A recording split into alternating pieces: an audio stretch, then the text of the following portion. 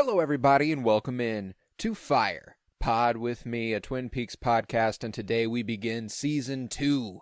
We are discussing the Season 2 premiere today, Season 2, Episode 1, titled May the Giant Be With You. It was written by David Lynch and Mark Frost, directed by David Lynch. I am Colton Robertson. I'm joined by Joseph George. What's up, homie? Oh, what up, what up? Always a pleasure to be here.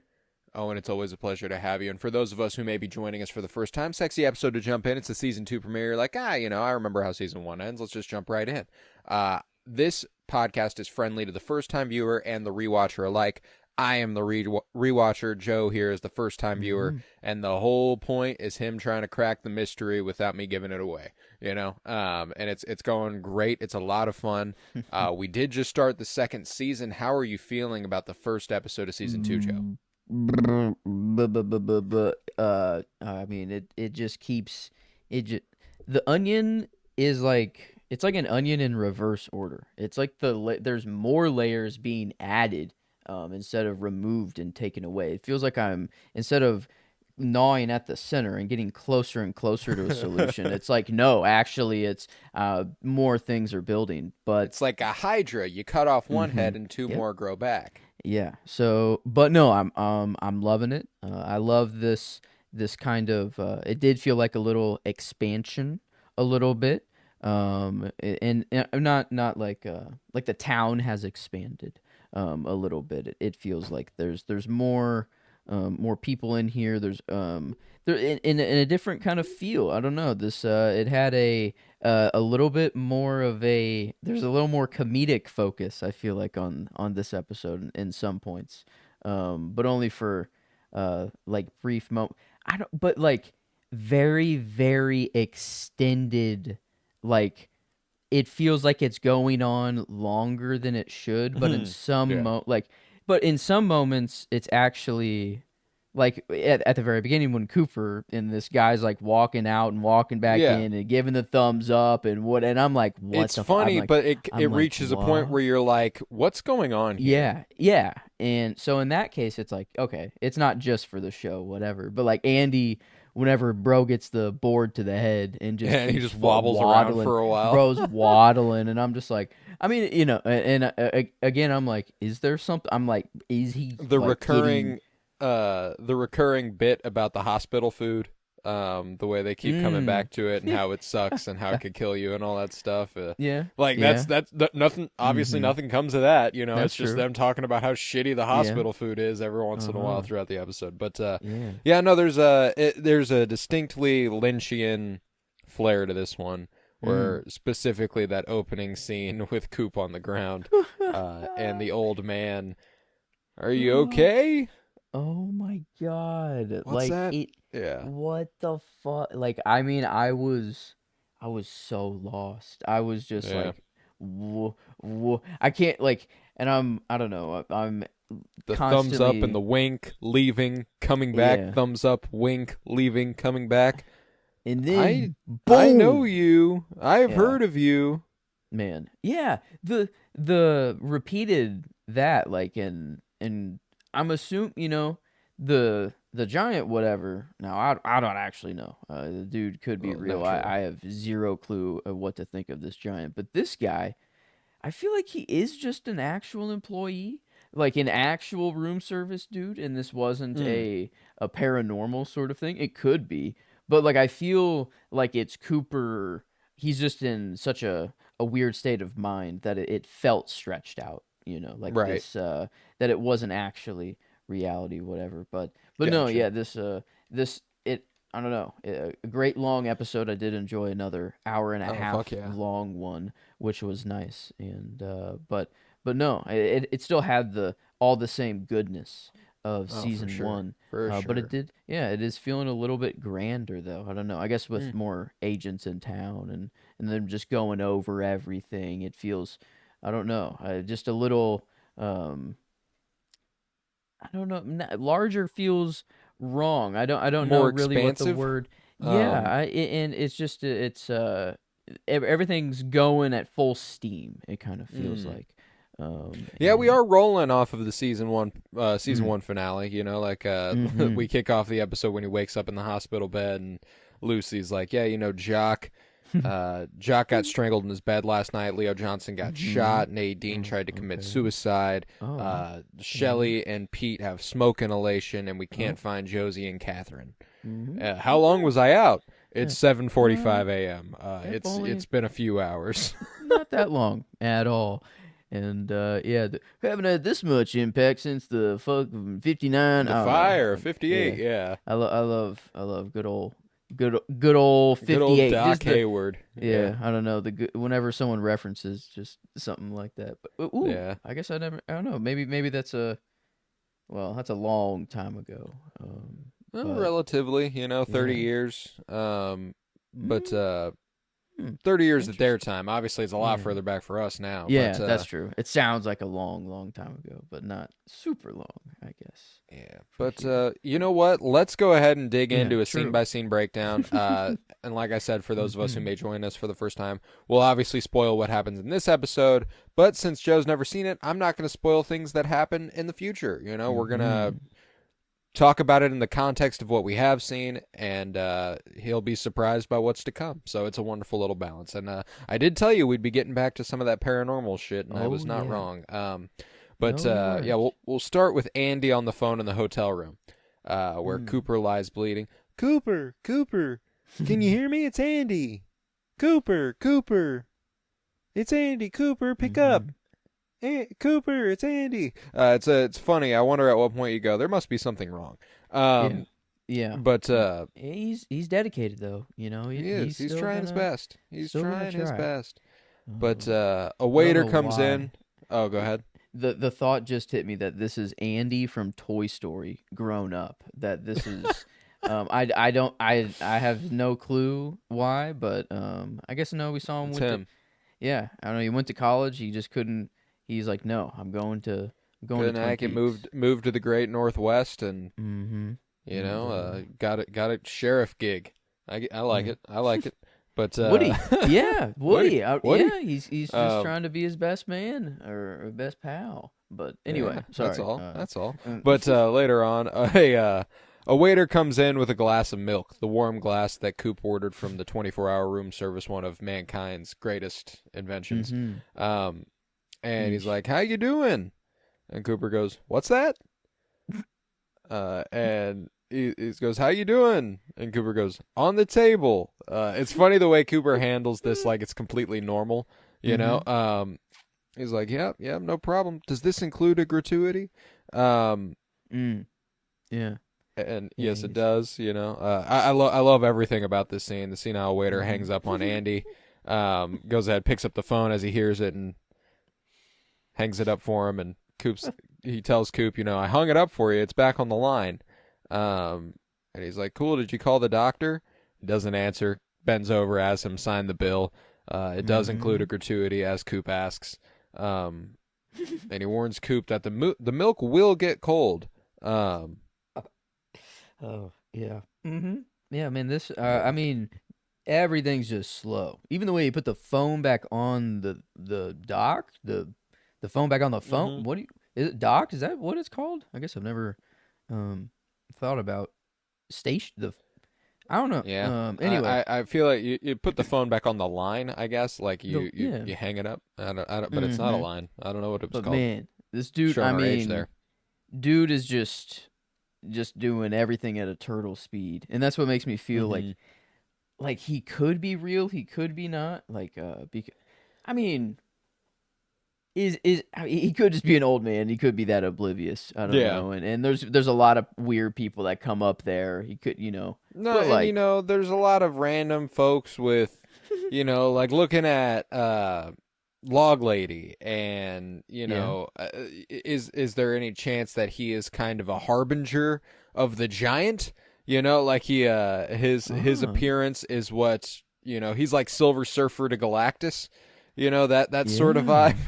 Yeah, I mean he did look kind of similar. Like he's bald. And they've got a bow tie thing going on, and it's there's a distinct. Weren't completely the same, but I mean there was something kind of there where it made me. That's why I didn't know if he was real or kind of not, or what the giant Mm. kind of the giant I don't know. Yeah, it's like what there was a dream realm, and now I feel like there's a whole this is a whole different thing now Yeah. going on. Yeah, there's two. Well, Mm, I believe the giant even says, like he mm-hmm. doesn't say where am I. He goes, no, the question isn't Yeah, where are you. It's where have you yeah. gone, or What? like all that. Yeah, like that's it's good What? stuff. But yeah, obviously the waiter takes his sweet time getting the fuck out of there. Gives him a thumbs up and winks at him 3 different times. Tells him I've heard of you multiple times. Um, which is just vague enough to be like, yeah, he's the old guy who works at the hotel. He heard there's an FBI agent in town. That's cool. Mm-hmm. But there could also be something more there that you just don't know. I have theories, but I can't divulge that I've information. heard of Um, you. Yeah, like what the fuck? What the? I mean, I don't know. who do you think this is? The only thing that was running through my mind is that this is the dude who fucking shot him, and he's just being slow on purpose to try to get him to die and do everything in Throw his him off. power. But and then You he will could be require doing. medical attention. Yeah, I mean, I mean, no. I mean, I think the person who shot Cooper is someone completely different. Yeah. Not this guy. But yeah, I don't know. I don't know how to read this dude. I'm as of right now, I'm thinking he's just an old kind Yeah, of you room don't have any real service. frame of reference for Yeah. how to perceive this guy yet either. Mhm. He hasn't shown up any other time. This is the Yep. first time he's ever appeared. It's Mhm. weird circumstances. Yeah, there will be a little bit more to see with him for sure, but not like I'm not saying he's going to be a character or anything, but Mhm. he'll be around. But Hmm. after the waiter sees his way out, Cooper has a vision of a giant, a very very large man walks into the frame as the light changes and he is illuminated. Hmm. And the man talks to Cooper in a gentle voice, tells him to think of him as a friend. He says he will tell Cooper 3 things, and he asks him to believe. He asks him to believe them, and he says they will come true. 1, there was a man in a smiling bag. Mhm. 2, the owls are not what they seem. God damn it. Mhm. Yep. Mhm. They 3, aren't. without chemicals, he points. Yeah, I don't. I, I'm lost on that one. Yeah, you can't. I'm You and lost. you. Yeah. No. Mm-mm. Without what the like what? Yeah, I don't. The only chemical that's been like is like gasoline or like to Mm. light a fire or like the oil maybe. The Yeah, the smell scorched oil. Yeah. is like the only chemical that's kind of popping up. I don't know. That's about it. And then Yeah. points, I don't fucking know. I don't know Yeah, I'm completely lost on that one. The owls, Gotcha. I'm still pretty much lost on that one too. I But just you have a don't. better idea. You're like, yeah, It's I just already no. thought the owls weren't what they Yeah, seemed. Yeah. yeah. The something's going on in nature. I still don't know what the fuck it is, but yeah, the birds. They're in the intro. They're staring at me right in the face. Log lady's got a relationship with them. It seems yeah, something's going on with the birds. But the owl, the specific mention of an owl is interesting. But I Mm, still don't know quite where to take that. right. Whenever I try to spin webs, owl, the only thing that pops up is court of owls, and I'm in the wrong universe now, Yeah. and so I don't know. But as far as this universe, it just There's no feels real like telling. they're just kind of natural surveillance cameras somehow. Mm, If you can tap into that nature goodness, is kind of if I can make that's my best guess of what they kind of are. And that's right. just off Log Lady's kind um, of her abilities. But yeah, and then the smiling bag was interesting. I guess the was it just um like the shape like I guess was it like that curve or like I don't know. I guess the it was Jock whenever he was rolled out, like that's the Mm-hmm. smiling bag. And I don't know. I guess I thought it was gonna. I don't know. It didn't feel. I don't know. Like Cooper was like, "Oh yeah, that's it." But like I felt like that was a deeper. I don't know. Like that could have not been what he was talking Right. about. Like I guess it was like he just said that because the shape of the of Jock's body bag was kind of like concave, like Yeah, just curved smile upward. shaped. Curved Yeah. upward. Yeah, yeah. And what was the line Um, that the giant said? Just there is a man in a there is smiling a bag. man in a smiling. I mean, yeah, I guess that could be it. Could be as simple as that. He just needs Yeah, him to yeah. I'm trust like, him.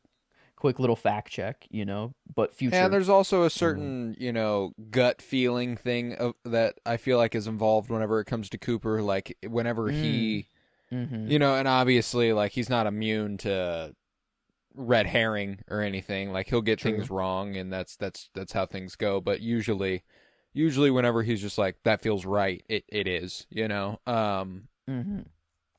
Yeah. Yeah, it feels I don't know if they are sequential, if like he will figure them out in the order In that order. Yeah. he said them, but I mean, number 1 came first, so I don't know.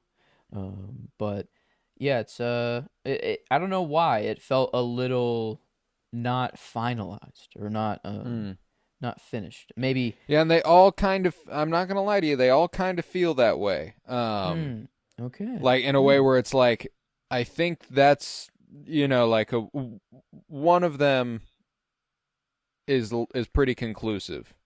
Okay. Beyond that, it's kind of like, Mhm. yeah, I could see that.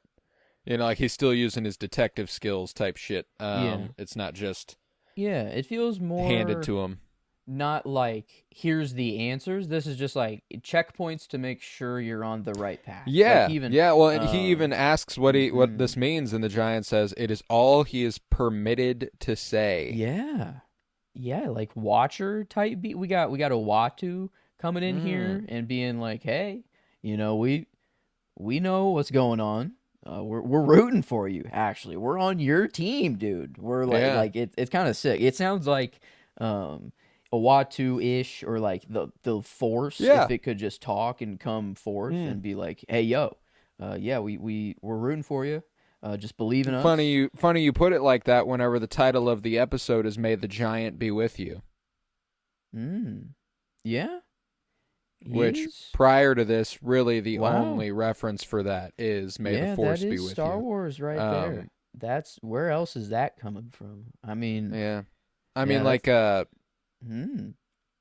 I yeah, and like. the I mean, Lynch was very very close to having directed Return of the Jedi. He was approached about it. fuck. Um, yeah, Damn. Yeah, but that's sad. he's too independent a creative, Mm. and decided that what Can't put George really walls around wanted that was man. somebody. Yeah, what Hmm. George really wanted was somebody to do what he wanted, and David Lynch was not the Mm. guy to do that. That's fair. Um, Yes, I think. Yeah, that's right.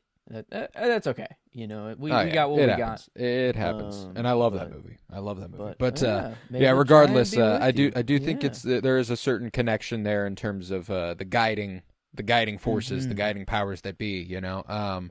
But Yes. he then asks Cooper for his ring. And that's where we get my favorite shot. Whenever he takes the ring off his hand. Yeah.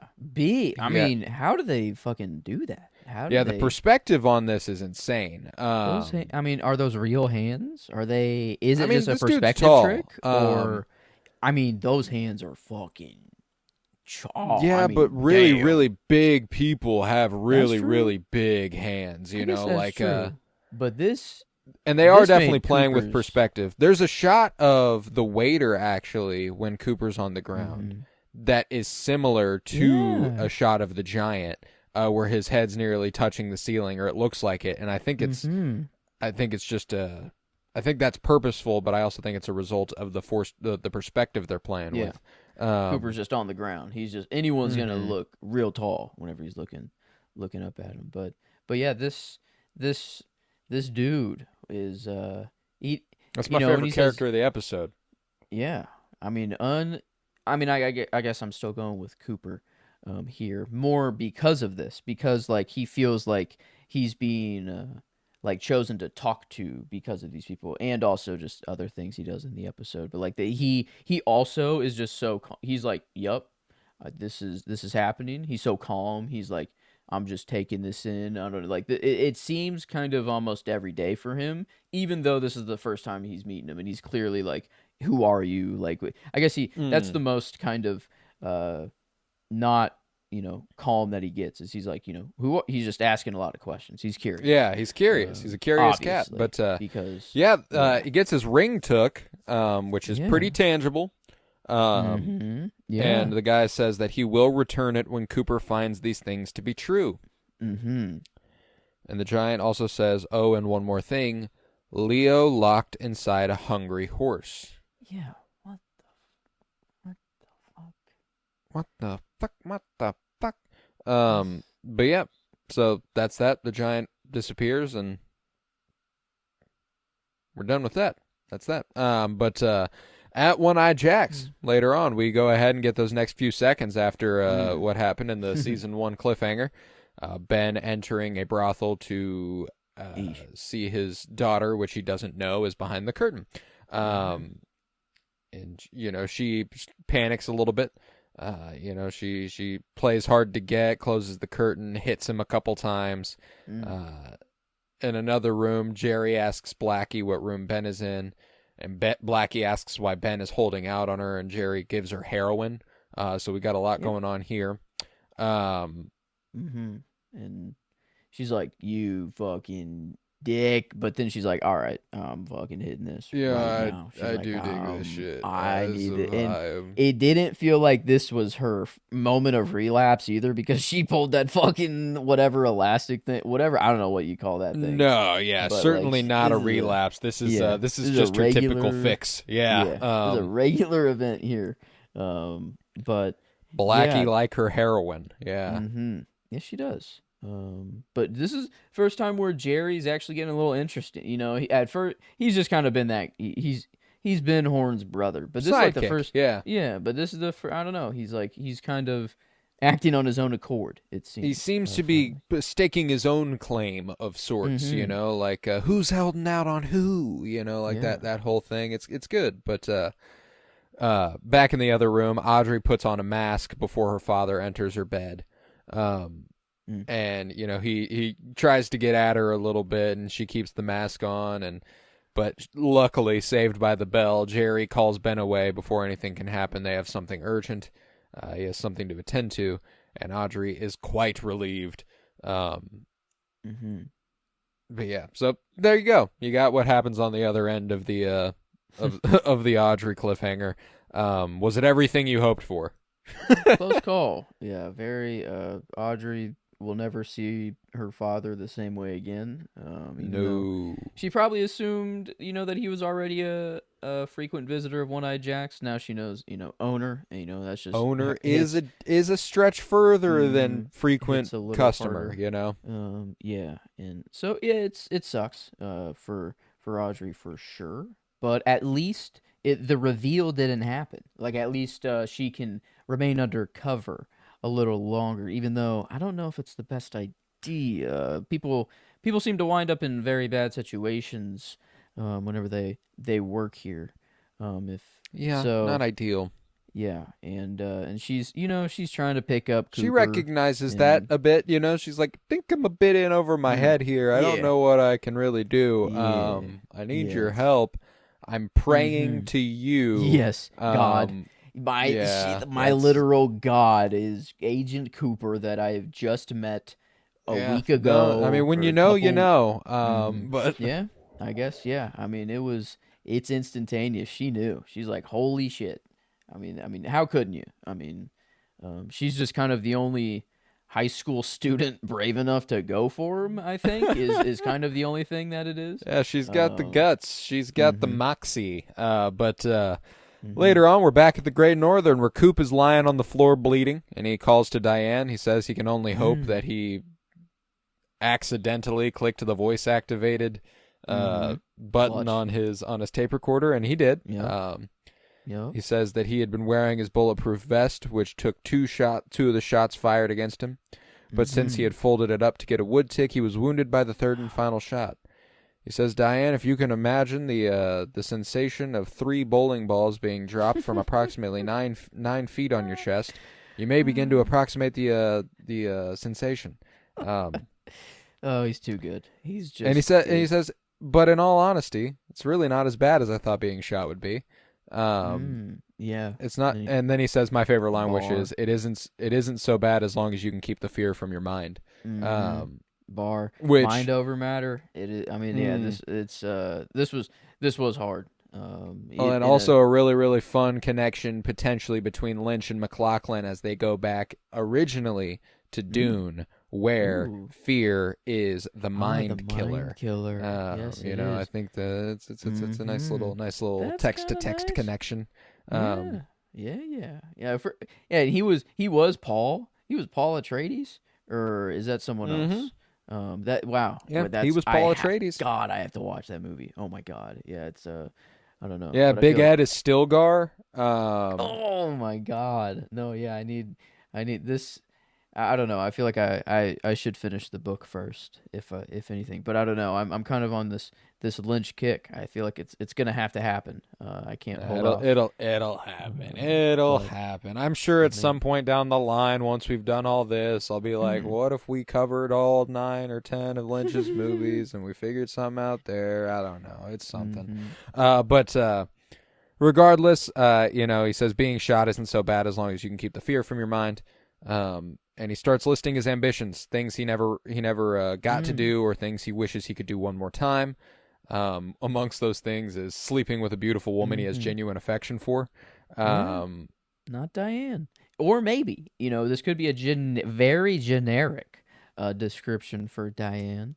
But there are a few more things in this episode that got me to think, yeah, no, he's talking to the air here. He's not talking to a real Diane. No kidding. Like, I don't know. Yeah, it's like Diane. It's so funny. It's so funny what perspective can do because I'm watching it going, well, that should do it. Wow. I mean, he says he got the earplugs. I didn't see them. I would really have liked to see them. He does say like, "Hey Diane, remind me blah blah blah."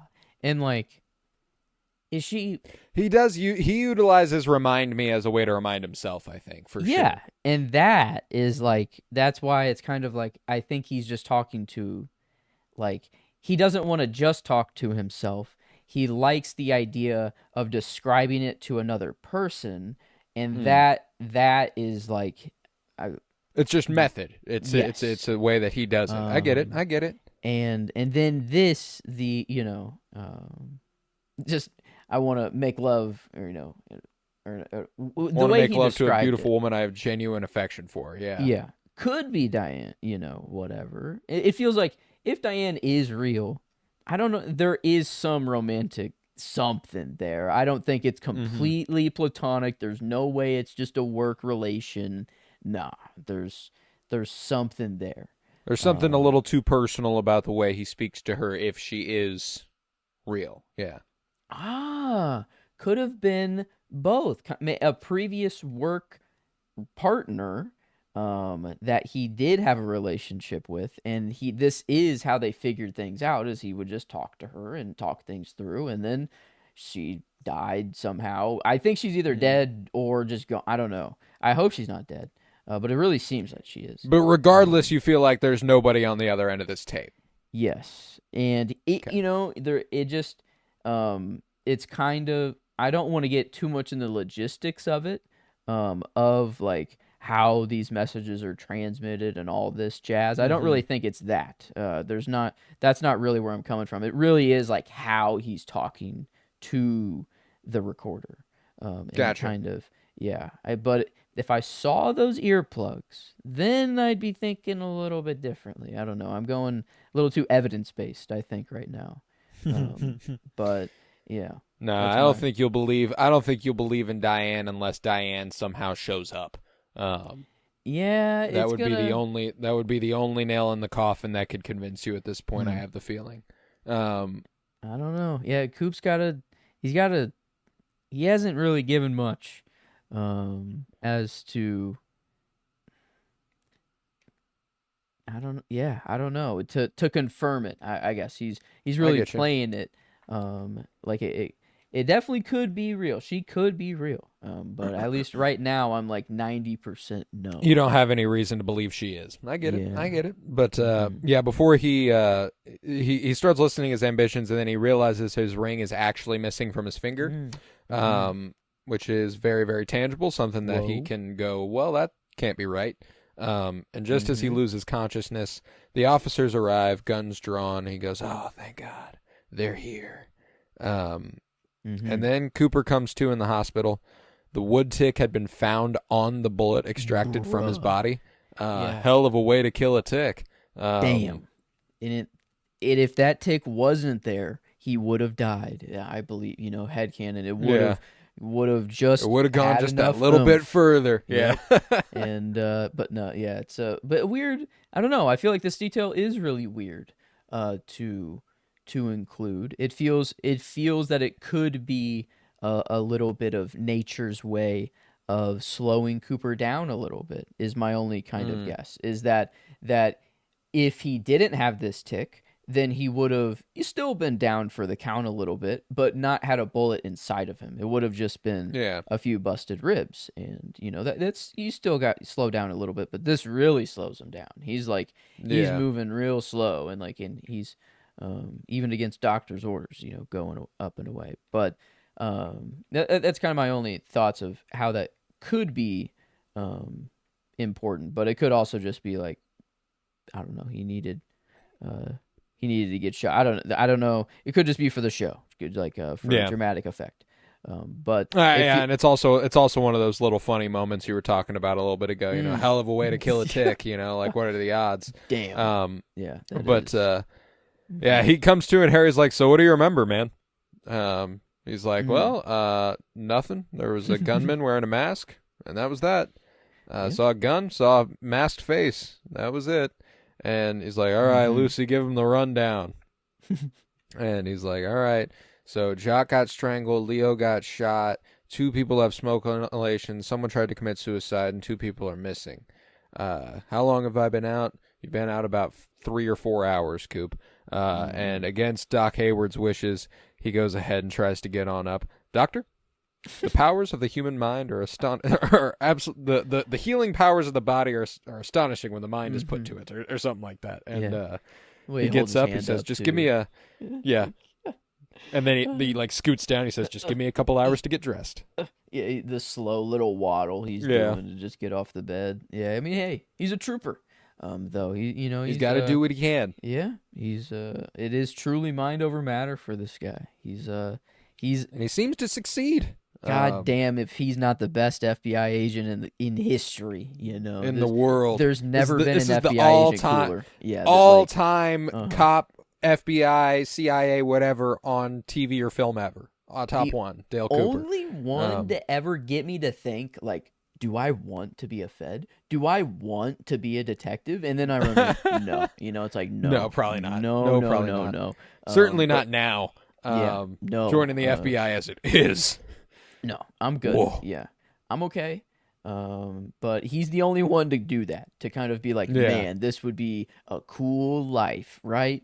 Yeah, and then the reality sits in of what that would be. Top 2 secret agents all time, Dale Cooper, Ethan Hunt, and that's it. Yeah, and I mean that's literally all we're covering right now, which is kind of crazy. Yes, it is. Well, yes, it is. I guess you got Cassian Andor in there too, a little bit for something of a secret agent. Something of a secret agent. Yes. Luthen. We got a lot of different crazy. We got the secret agents going right now in completely different realms. But we'll head to the hospital. We'll stay in the hospital, I guess I should say, and we'll head over to Shelley's room, where we have someone on TV reporting on the fire at the sawmill, and Shelley lies in the hospital bed on a respirator, and she cries. She thinks Bobby's dead. She has no reason to believe Bobby's alive. She said Leo told her that in an hour Bobby will be dead, and that's that. So sorry, hon, but that's that there. And Jacques Renault's corpse is wheeled by, and Cooper's like, "Is that bag smiling?" And Mm-hmm. they're like, I don't really What? know what you mean. And Yeah. Lucy being like, what's there to smile about?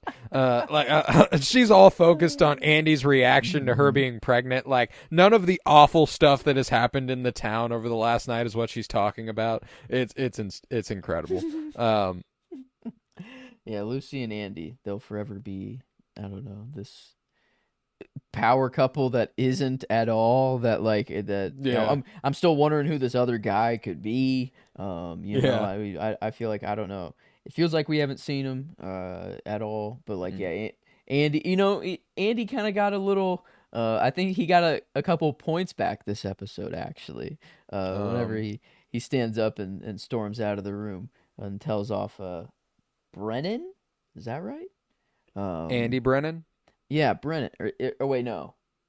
Oh, that's Andy or no. What's Andy's last name? Yeah. Oh, Brennan. that's Brennan. No, I'm thinking or I'm trying to think of the FBI agent who came back that Oh, Truman punched in the Rosenfield. face. Rose. Okay, yes, that's who I meant. Andy told Albert off Rosenfeld. Yeah. Rosenfelt. Yeah, Mm-hmm. yeah. Well, he throws out the wrong name. He says it twice this episode, and both times it's wrong. It's pretty funny. But Mm-hmm. elsewhere in the hospital, Ronette Pulaski stirs in her coma. Her hands Oh. lift a little bit off the bed, and Uh-huh. that's that. We cut away again. We realize there's something stirring over there. We'll see what happens there. Mm-hmm. But back at the Palmer house, Maddie is drinking coffee and talks to Sarah about a dream she had about the rug right here. Mm. And there's a lot of really, and I will abuse this word whenever a Lynch episode comes along, but Lynchian Mm-hmm. moments as far Mm. as direction and acting are concerned, because there's something really unnatural about it. Mm-hmm. Just the way that they're sitting there, and the like, I almost don't know. It almost feels like it's a recitation of some sort, which I know is like technically what acting is. You're reciting lines as they were given to you, but like it almost Mm. feels like the whole thing Mm-hmm. is like they acted it all out, and they were like, all right, simplify it to as much as you can, and just I don't know. It's a weird thing, because I think it happens again with Maddie and Donna in the diner later. Um, Mm. Whenever their conversation, I don't know, it just plays incredibly strangely to me, even though there's nothing tangibly that strange about it at all. Like it's just like whenever she's like, Uncle Leland's hair turned Mm. white, and then she's like, Yeah. what? And she's like, I know, weird, right? And just like the whole, I don't know, it's really choppy and, like you said, slow, and it Mm-hmm. unfolds unnaturally a bit, and I think that that's really interesting. And this is one of those scenes too, whenever she's like, it was right here Mm. on the rug, and you could tell she's starting to get like Mm-hmm. overwhelmed. But that's when Leland enters and he starts singing, Yeah. bears eat oats and oats eat oats and little lambs eat ivy, a kittle eat ivy too, wouldn't you? He's really feeling it. He's Damn. got white hair now. His hair, it's completely white, and Mm-hmm. he walks around, he's singing, bears eat oats and does eat oats and little lambs eat ivy, a kittle eat ivy too, wouldn't you? Mm. And he Oh. just keeps doing that over and over and over and over. Mm-hmm. And Okay, he's doing his little Leland. dance about the living Sure. room, and Yeah. they Sure. sure, yeah, Yeah. you just killed a man, you're losing it a little bit. I get it, I Mm-hmm. get it. Yeah. Um, Yeah. This. but is it also exactly what he needed? Like, Yep. I guess this is life lesson. If you ever are in such deep sorrow, just kill the man that is who you think is at fault for it, but you actually know yeah, really isn't. I guess, and then your hair. Yeah, you just somehow. I mean, what? I feel like bears eat oats he and is does eat later oats and telling little the lambs eat truth that ivy. he legitimately just. Oh. Hmm. Well, would it be white? I'm thinking of chemical here. This is the only other time chemicals could maybe Hmm. pop up. But Jacoby said he was smelling like oil or Scorched like engine scorched oil. Yeah. engine oil, and I was thinking maybe like medical grade bleach or something that he Right. for some reason would kill Jock and then be like, I need to hide my identity. That doesn't feel right. I feel like and I need to dye Yeah, like my he stands hair. out more now that his hair is white than he Yeah. would like hiding it. So, but that's I don't know. The only other chemical, I guess, time to pop up. That Hmm. kind of just Okay. thinking out loud here, I guess. But No, yeah, of hmm. course. And that's I highly invite that. You Mm-hmm. know, I want you to Mm-hmm. work through things as much as you can. But they exit Mm-hmm. the room, Leland and Sarah, and Madeline watches as a stain on the rug sprawls, Yeah. and she becomes incredibly overwhelmed and frightened. Mm-hmm. Yeah. I'm Could you make out the stain at all? No, I was trying to. It felt like it kind of was trying to reveal a shape, but then it felt just kind of like blood Yeah. blob, or just kind Yeah, of. I'll tell you, it's distinct enough to when you know what it is supposed to be, Mm. roughly, you'll be able to make it out, but if you don't know, you don't know. Oh, interesting. So, Yeah. huh. Um, Yeah. I wonder if I go back and watch it, knowing just that, if I could make it out, or if it would still it's be like even mysterious so, enough. like Yeah, I me, don't. and I'm not telling you I even know what it's supposed to be. I think I know what it's Mm. supposed to be. You know what I'm saying? And whenever I Oh. think I know what it's supposed to be, I can project it onto it a little bit. Mm-hmm. But there's also a little bit like of a monstrous sort of feel it has. Like it comes to Yeah, it looks like it fuzzy, comes to like a mouth at the top. tentacly You know? sort of. Yeah. Like it's Mm-hmm. weird. But yeah, definitely frightening. I think the fact that she's having waking visions now is not a good sign either. Yeah, this family. I don't know. It's like this. Is it everybody that it feels like Right. it's kind of this family though, like like You know, Sarah, Laura, and now Madeline.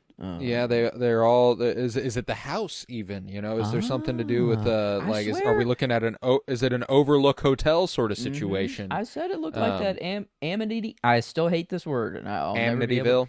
Yep. I'll just say, yeah, I don't know that house because I can't even Yeah. repeat it after you've said it. That house. It every time they cut to it, it looks exactly like it. And the shot up the stairs is always freaky. Every time Oh, it's dude. returned. I was Oh. rewatching a little bit of season one, over the weekend, and yeah, that's like everything about that house is freaky. And now Madeline's even freaking out over the rug. There's, I don't know. Leland's hair is Bearsy white. dotes and dozy dotes and little Yeah, landsy divey, a yes, kiddly divey too, yes. wouldn't you? There's something is going Come on in on, that get house. happy. We're gonna wash all your fears away. Yeah, he's definitely he's feeling it. You know, he's the Mm-hmm. music and the Yeah. singing and all that. You know, Hey. it's staying with him for sure. Mm-hmm. Elsewhere, back at the Great Northern, there are moments. I know Ben and Jerry are utter pieces of shit, and I hate them. But whenever they act normal, they seem like a fantastic fucking time. You know, Mm-hmm. like whenever Jerry's Yeah. walking with him and he's like, and get this, they basted it in this and they sealed it with a sugar glaze. And Ben's like, oh, that sounds incredible. my And Jerry's like, I God. know it was. You know, like just their normal conversations are great, and they're talking the failure of their plans to a degree. You know, like we need to make sure that Catherine takes the fall. I need to talk to Hank about White Leo's not being measured for a plot in the graveyard. Let's figure this out. And just then, Leland enters. Bearsy dotes and dozy dotes, little lambsy divey, a kiddly divey too, wouldn't you? And he keeps singing. But Jerry and Ben are like, oh, he's back, baby. Let's get it. You Yep. know, like Yeah, there's something about fucking- his persona here that they are like, oh, you know what? We're back at it. You know, like Yeah. it feels like we've never been more back sort of moment. You know, Ben gets up on the table and gritties a little bit. That was crazy. Yeah, Yeah. it even got Ben to go, get moving. And on top of I mean, yeah, like I mean, it did feel kind of, like Leland walked in and just kind of infected the room. Bro is just Yeah, and they were a like, okay, beacon. we Yeah. are in We're there. Let's back. get it. The boys yeah. are back. They don't even. It's like, yeah, what the fuck? You're white. Well, hair- and I it mean, does they're- give you a little bit, maybe, of a glimpse of what things were like prior to Yeah. Laura's death. Like, is this sort of the Mhm. vibe that Leland had with these people? Because it feels very natural for them. They almost feel like Ah. overjoyed to see their friend back to normal, almost. I guess the singing. But Maybe the reaction that Sarah gives feels, it felt like it's very first time and like what the fuck are you doing? But it could also be like you were just very, very depressed and on the brink of suicide, and now you're literally Yeah. singing like this. So like it could be either way, but it felt like Well, this and is Sarah's also close enough to him to probably recognize that he's still not mentally well. Where Ben and Yeah. Jerry are kind of like, sweet, our boy's back in town, like it's just kind of all they're thinking. But Ben, I love me some. I love the actor for Ben Horn, Richard. Steimer. What's his last name? I'm gonna have to find it. Of course, my phone doesn't want to load. It's Richard something. I want to say Steimer. Richard But Beymer? Beymer? Yeah. Beymer. Beymer. I was thinking Steymer, not Bey for some reason. He was in the original film adaptation of West Side Story. He played like the lead guy. Oh wow. Who in the modern adaptation is played by Ansel Elgort. Yeah, he played that guy. And Dr. Jacoby played his best friend in that movie. So they were in a musical like 30 years prior together, which is pretty cool. But regardless, just wanted to give some context for why Ben can get the fuck down. He always reminds me of Hugo Weaving, specifically Agent Cooper, like the Mr. Anderson, just the delivery, his Agent Smith voice delivery. Yeah. What did I say? What name did I give Cooper. him? You said Agent Cooper. Yeah, no. Nope. Too many different names jumping around. Too many different agents. Yeah. Yes, Mr. agents, Anderson. Yeah. But man, I don't know. It's the delivery, and he kind of does look. He does have a sort of look. There's a vibe. Like There's a vibe. No, I see it. To Hugo Weaving, maybe a little bit, but yeah, I think just line delivery too. He always has this, I don't know, little twang to him that reminds me of him. I like it. I dig it. But regardless, back at Leo's house, the officers inspect every inch of the place, and Cooper analyzes the living room while Hawk finds Leo's duster in the truck. It smells like gasoline. The mill. But a picture begins to form. He says exactly what did happen. In fact, pretty great. He was charging at somebody. There's an axe on the couch. Doesn't make a lot of sense. Came at somebody, fell, hit the TV, displaced it. You can see the indentations there. Got shot through the window. Saved by the bell. That's that. Okay. I mean that's how it's done. I guess. And I love how he's even telling Truman, like, get Shelly out of your head, dude. Come on. Like, I mean, he keeps returning to him. Do you think it's Shelly? Yeah. He's like, dude, no, it's not Shelly. Get her out of your mind for a little bit. We won't be able to know what she did, what happened with her until we know what time she was at the mill, Yeah, I mean, but fair enough, to Truman. Like, I guess, like, she was trapped He's just at the working mill, with what he whatever. knows, It's like, this is her house, I don't know, she lives here. It's like, and Leo's just crazy. I guess it, but yeah, I don't know. I thought he just smack dab just got it down. And yeah, it was nice. I was wondering, how it would come back around. I remember saying like the phone call, that Bobby made that was Leo, if that would trip them up. And I think, maybe it's later on. I don't know. They haven't actually brought that back up yet. I don't think. But yeah, I was wondering if it would come here, I guess. But I don't think it did. Oh, right. Like, we got a call from him at the station at this time, like that sort of thing. But, yeah. You know, say. But regardless, Albert pulls up outside, him and his cronies, and Andy gets real excited. Sheriff Truman, do you know who it is? Sheriff Truman, do you know who it is? It's him. It's Albert Rosenbud. And he runs away, which is hysterical. The way Andy treats Albert is so fucking funny. Yep. Runs away, steps on a loose board. The board comes up and smacks him in the fucking face. And he waddles around for a while, and Albert says, look at that, another great moment in law enforcement history. Albert's got some goodies in this episode, I can't lie. Obviously, he's an asshole. Obviously, he knows he's an asshole, too, which is one of the more endearing things about this whole thing they've got going. whenever Andy does call him out later, and he just kind of goes, okay, he like shuts up. He's like, good. Yeah. I've been kind of wanting someone to say some shit like that. Finally, Like, some competition. Yeah. Or like or something. Somebody stood up to me. I Yeah. am an asshole. I want you to be an asshole. It's a funny. Albert's a really really interesting character, and he will become a little more fully formed this season. He is a little more present than he was in season 1. Like he's getting a room at the Great Northern, and he's going to be around a little bit more. That's very good stuff to come with Albert for sure. Yeah, he did say early on, I think in like whenever he was first even just mentioned, you were like, yeah, you'll actually learn or begin to like Albert a little bit. Yeah, he's an acquired taste, yeah, but and I didn't see that we haven't until even now. Yeah, and that's the thing too, is that I don't think we've this is the start of that for sure. There's a couple interactions in the episodes to come where you'll go, okay, I fuck with this dude. At least that's kind of how I feel about him. But regardless, he arrives and Andy hits himself on the head with a loose board. And where he lifts up the board, Cooper finds a pair of boots and a lot of cocaine, and he's like, "All right, Andy, good stuff. You did a good job."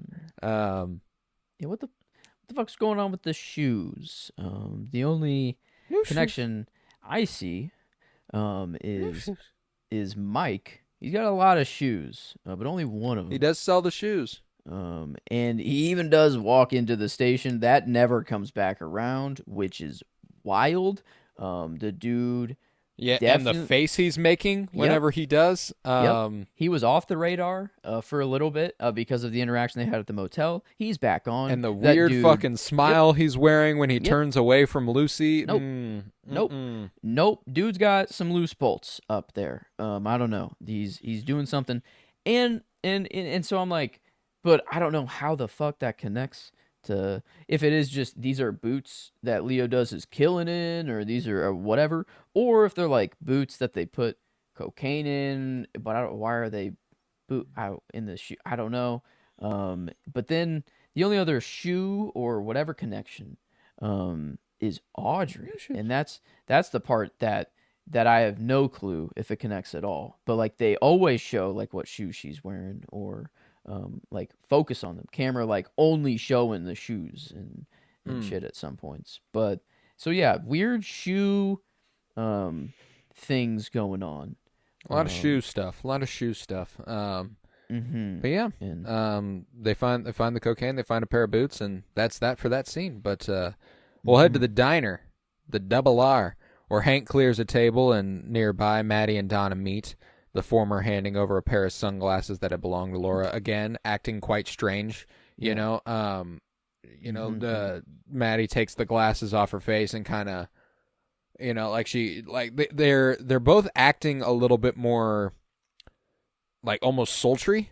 Like they're entering a little bit more of what I expect they believe Laura was like.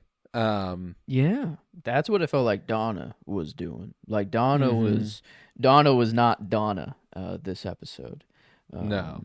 She was trying and maybe kind of a Leland like thing of just trying to get past, and be like, okay, we're moving on. But in another kind of fucked up way, it's a little bit of that Laura was corrupted, so she ended up corrupting those around her. Donna ends up trying to be like Laura, even though that's something that she shouldn't be doing. There's a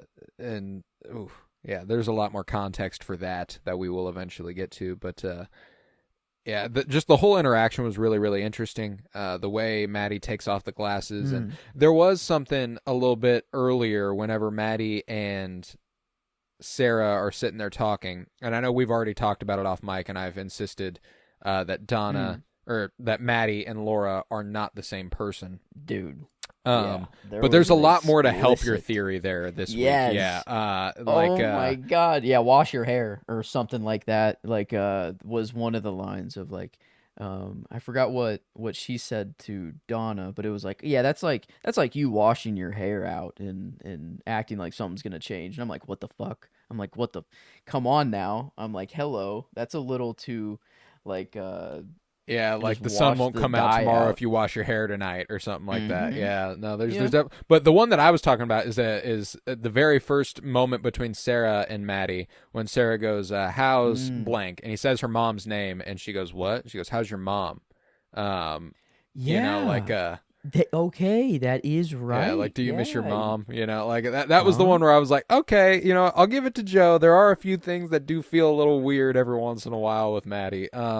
Madeline's got some, I don't know, maybe, and yeah, okay, that goes to the house, being kind of a factor. Like she's staying Yeah. there now, she's being affected.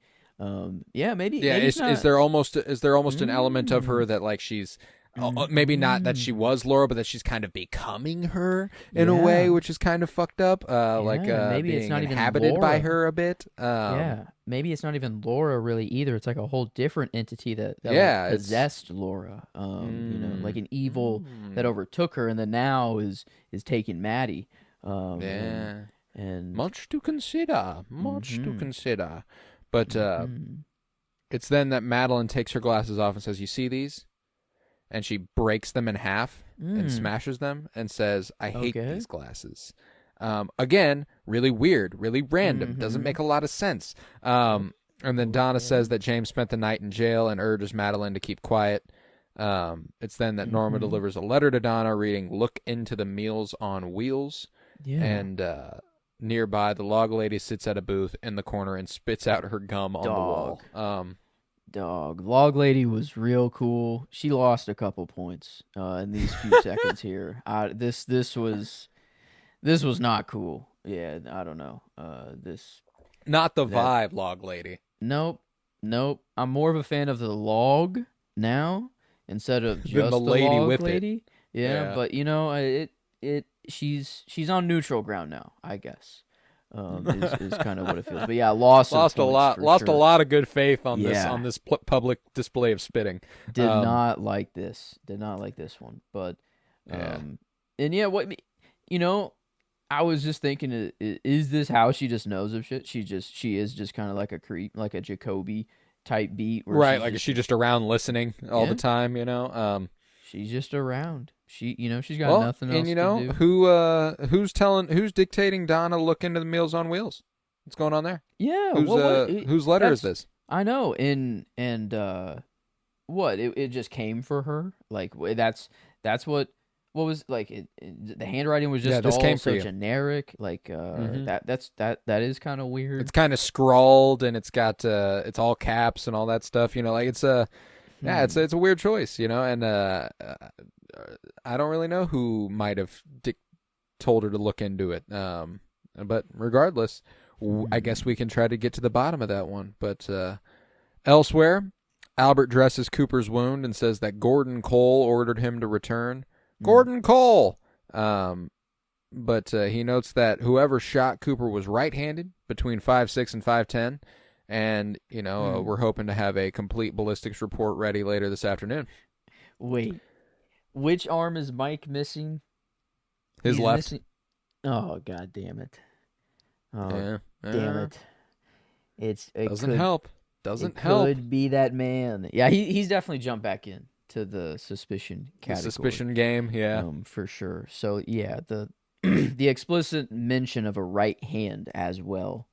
Because yeah, we didn't see the full body on this one at all, and even Cooper didn't. He saw, Hmm. just saw the gun, saw the mask, and some muzzle flash, and that's about it. Yep. That's it.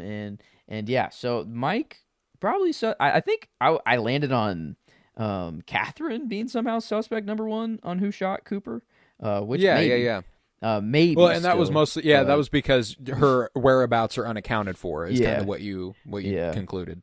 Yeah, and it'd be kind of weird for her to be like, "All right, I'm gonna shoot the FBI agent and then dip. I'm out of here. I'm out of town, or hiding, or faking my death, or whatever." And whatever she's doing, I guess. Still don't quite know exactly. But but yeah, this Mike probably suspect for real, number one of who shot him now. And probably was before. I don't know why it just didn't really feel like it. But this explicit mention of right-handed of a shooter. Right-handed, between 5'6" and 5'10". He Mm-hmm. doesn't look to be much taller than that. Yeah. Could have just been also the most generic explanation for anyone alive. You know, it's Yeah, like most people are most between people are 5'6" and right-handed. 5'10". So, yeah. So And it's like, right-handed. Yeah, it's definitely a, but yeah, like it doesn't limit things down by any stretch of the imagination, but it does narrow your possibilities as a viewer for sure. But yeah. regardless, Andy reports to Coop here that Leo Johnson was locked in a jail in Hungry Horse, Montana on February 9th, 1988. And that date really sparked something between Cooper and Albert. They look at each other. That's the day Teresa Banks was murdered, the girl who Coop believed was connected to this, that her death was connected to it. Meaning he has an alibi. Leo did not kill Teresa Banks, which makes him less likely to have killed Laura in their eyes. Yeah. And, I love this interaction between Albert and Coop where he's like, well, Coop, your top two suspects, one of them's dead, one of them's in a fucking coma, one of them's nearly brain dead. We're nowhere closer. It's not looking good, and I love whenever,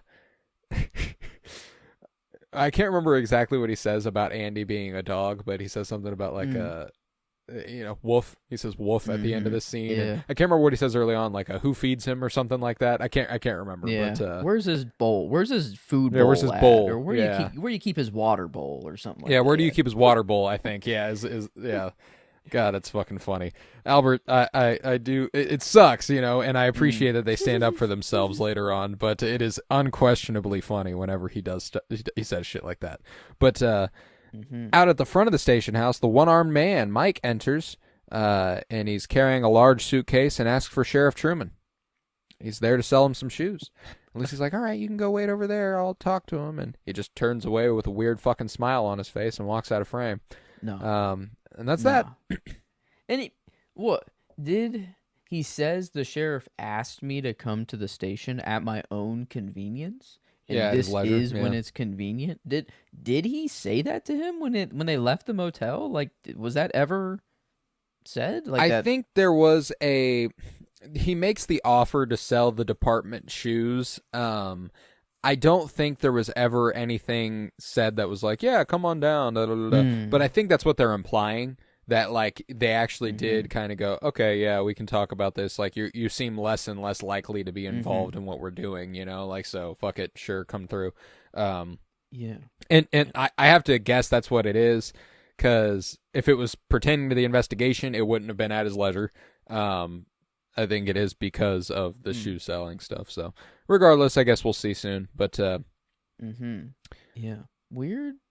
I don't know. I don't know why he left.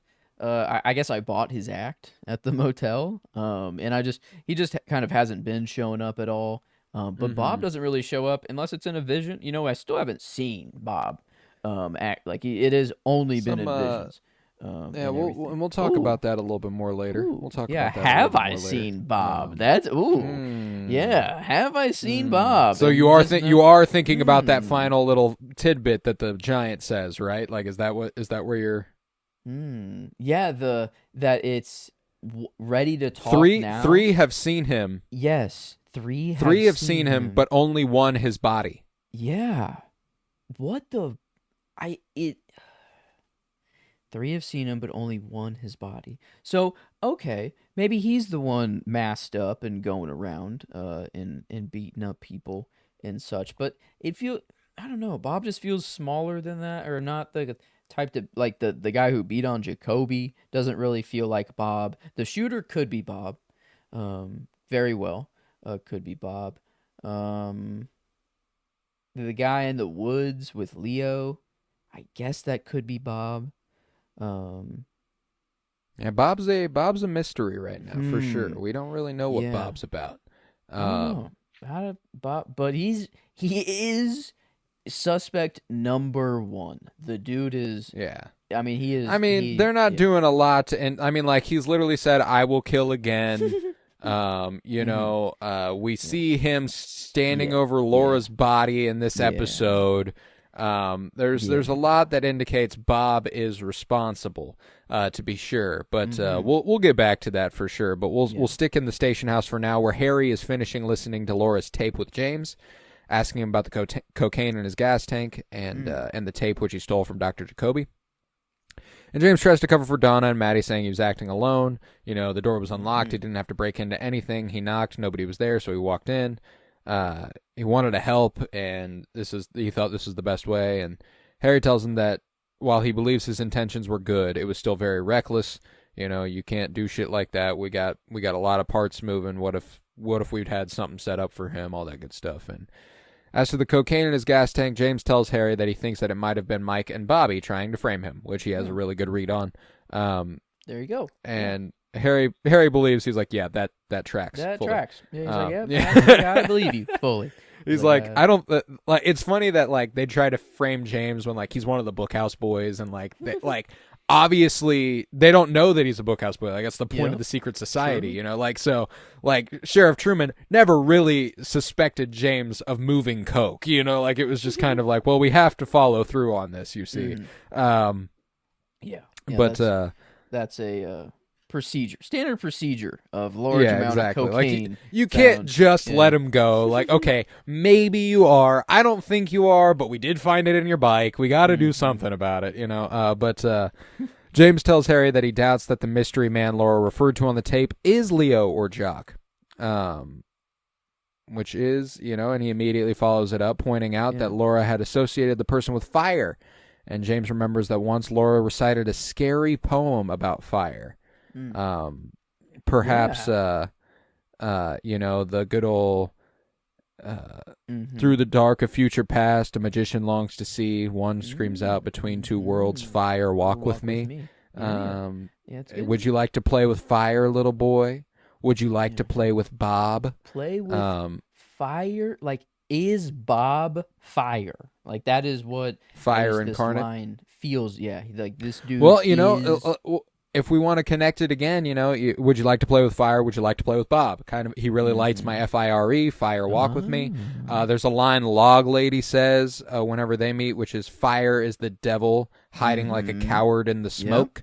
That's there's a lot to indicate that Bob is just kind of, Bob's the devil. Like he's evil. He's Bob evil. Is yes, Bob. At the end of the episode is the most kind of like, okay. He's got a literal demonic screech. Like that's. Yep, dude was full on demon. And mode. I say literal. We literally watched Bob do a demonic screech, but it is in a vision by a girl in a coma. So or fair. not by a girl. Yeah, like there's a lot going on. If this is literal, and there's zero paranormal in the show whatsoever, it could just be she was so frightened and she has seen him as the devil basically because of the acts he's committing. But I don't think I am not in that boat whatsoever. I am way more in the boat. There's something that Cooper and Albert say later on whenever they're breaking down the situation that is just not quite good enough for me, and we'll get to it. But regardless, Cooper enters and demands the other half of Laura's necklace from James. And James is like, "How did you? What the?" Okay. He's like he admits to being astonished that Cooper knew about the necklace, and he hands it over and explains that he found it inside a coconut in Jacoby's office. And Cooper is surprised to learn this, as he had believed that Jacoby had nothing to do with the case. I love the smile on his face again. Sometimes you just get lucky. I thought he had nothing to do with this. I love the way that he looks there, and his rationale being like, I always kind of expected he had the other half of the necklace and all that good stuff. But later on, Donna enters the station house wearing her sunglasses, smoking. She's acting all different. Lucy recognizes her and says that she wants to see James, and she visits him in the cell.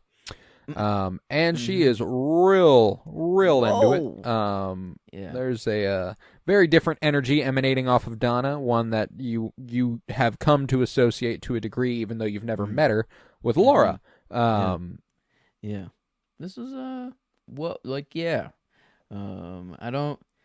I'm not really a fan is where I stand. You know, if It just doesn't fit. It just doesn't yeah, fit. This you isn't. know, It's not Donna. You know, she you can tell could. it's. If it was her becoming who she was meant to be, it'd be one Mhm. thing. But it does feel like No. she's entering a mode she's not supposed to be entering. You know.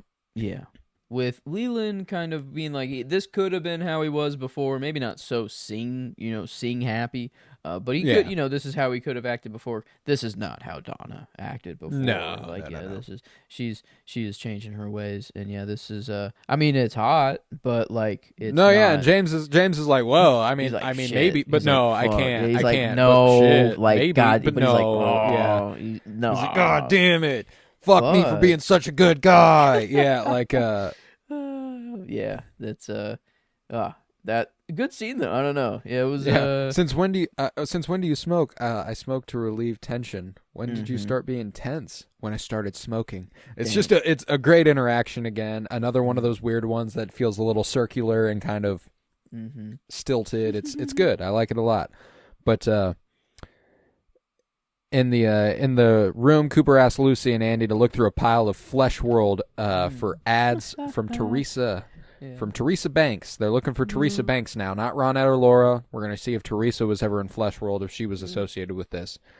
Now, Lucy, I hate to be in this situation with you. Why? We're both professionals. And then she like opens and like goes wide eyed. It's so funny. I love it. Oh, yeah, this but hey, I feel like this is why Cooper did it. He's like, all right, there's obviously some tension between you two. Sit the fuck down.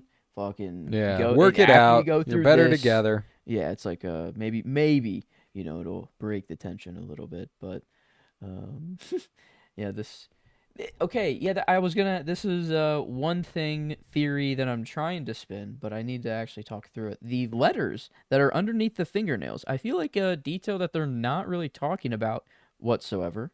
It's just kind of, it feels like a tag of the person. But with the letters that were like found actually in like Laura's was a T. Laura's and Ronette's is like a T and an H, I think, or like there's. I guess I was trying to. Ronette didn't have one. Oh, she didn't. Oh, it was just Laura. Teresa had one a year prior. That's right. Yeah, and then but he found one in Laura's fingernail. Right? Yeah. In the morgue, yeah. And then I don't know why I thought Ronette had one. I thought there was a third letter that was found for some reason. But it is only the two. It is only Laura and the previous one a year ago then. Okay. And then do you know the letters like specifically? Like which one is Laura's and which one is hers? I want to say it was an R and a T. In that order? Okay. R I believe. T. R-T. Ronette, Teresa. I don't know. Best I can come up with. But, like, why would that be? Well, Teresa... Wait. But Ronette didn't die. Right. Oh, and she's alive. She didn't get a letter. Teresa didn't get the T. She got the R. Teresa got the R. I'm pretty sure Laura got the T. Yeah. It feels like it's... Like I was trying to think if it was spelling part of the like fire walk with me, but then R fire, wit walk with, shit fire. Okay, this could be so. Does this imply that he intends to kill 10 other people? Yeah, this is so he's on walk. So Laura, fire. Wait, R and T fire. Oh no, fire walk. Wait, it doesn't actually work. There isn't an R. So are you thinking that Laura would be like the 11th death? I thought it was a sequential. Yeah, I thought it was like if this is the number of killings that he's actually on, that they think it's just these two, and then Ronette would have been the third. No, this dude's actually been cooking for a while. But yeah, I guess maybe it is just I guess. I don't know, they just haven't really been coming back to the letters at all. Maybe it is just a marker and that's it, but it feels well, and they do only have two of them, like it's hard to go on anything when you only have two. True. I I can't really go with you on this. I know what the Mm, letters are.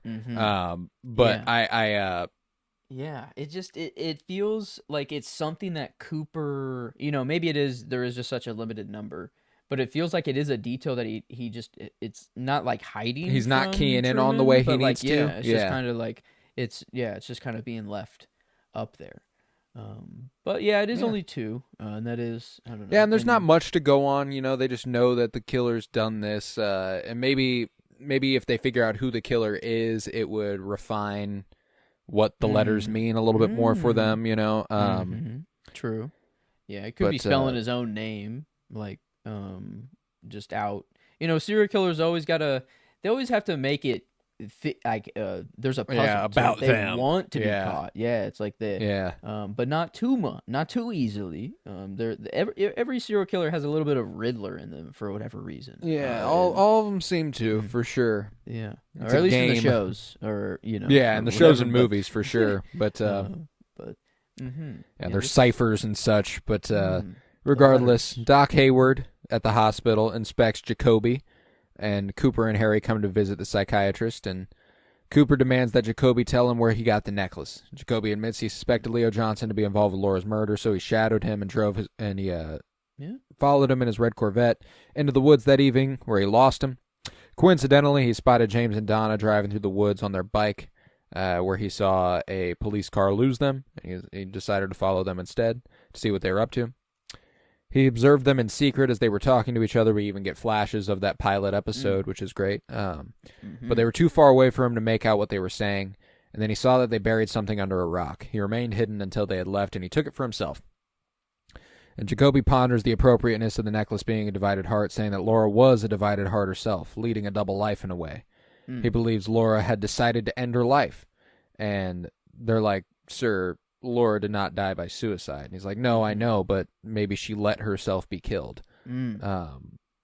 And that this kind of takes them aback a little bit. They take a second to rein it in, and then Cooper asks Jacoby about Jock's death, and he's like, "Oh, come on now. I was a little out of it. I was on all sorts of shit. I don't remember much of what happened, but he does recall there was a strange smell in the room." And Coop's like, "Well, it's common for victims of strangulation to evacuate their bowels." He goes, "No, it wasn't that. That came, but it wasn't that. Something like scorched engine oil." And that's that on that. But so what do you make of Jacoby's expectation that Laura had allowed herself to be killed? Yeah, that I feel like before Laura wouldn't have allowed herself to get in these situations or whatever, and also the repeatedness of like Leo's almost killed me 4 times or whatever, and like she was actually into that, sort of thing. Like I feel like she was trying to commit suicide, but not by her own hand, sort of thing. Right. And that possibly like not that it is what's going down, but at least that's what Jacoby is saying. That's certainly what Jacoby. His He reading. says, the last time I saw her, she had reached a certain inner peace. Mm-hmm. Like it seemed like she wasn't leading that double life the way that she was prior.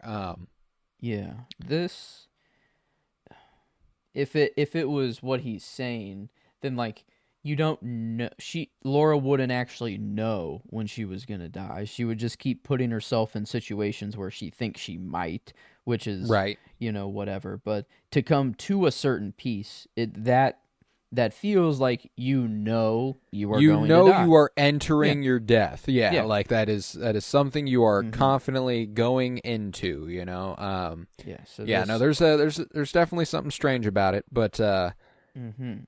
Yeah. but yeah, and then the scorched engine oil does that Yeah. lead you anywhere? Like Ed is the only one who pops Yeah. up just because I don't know. He owns a gas station and bro's always covered in oil all the time.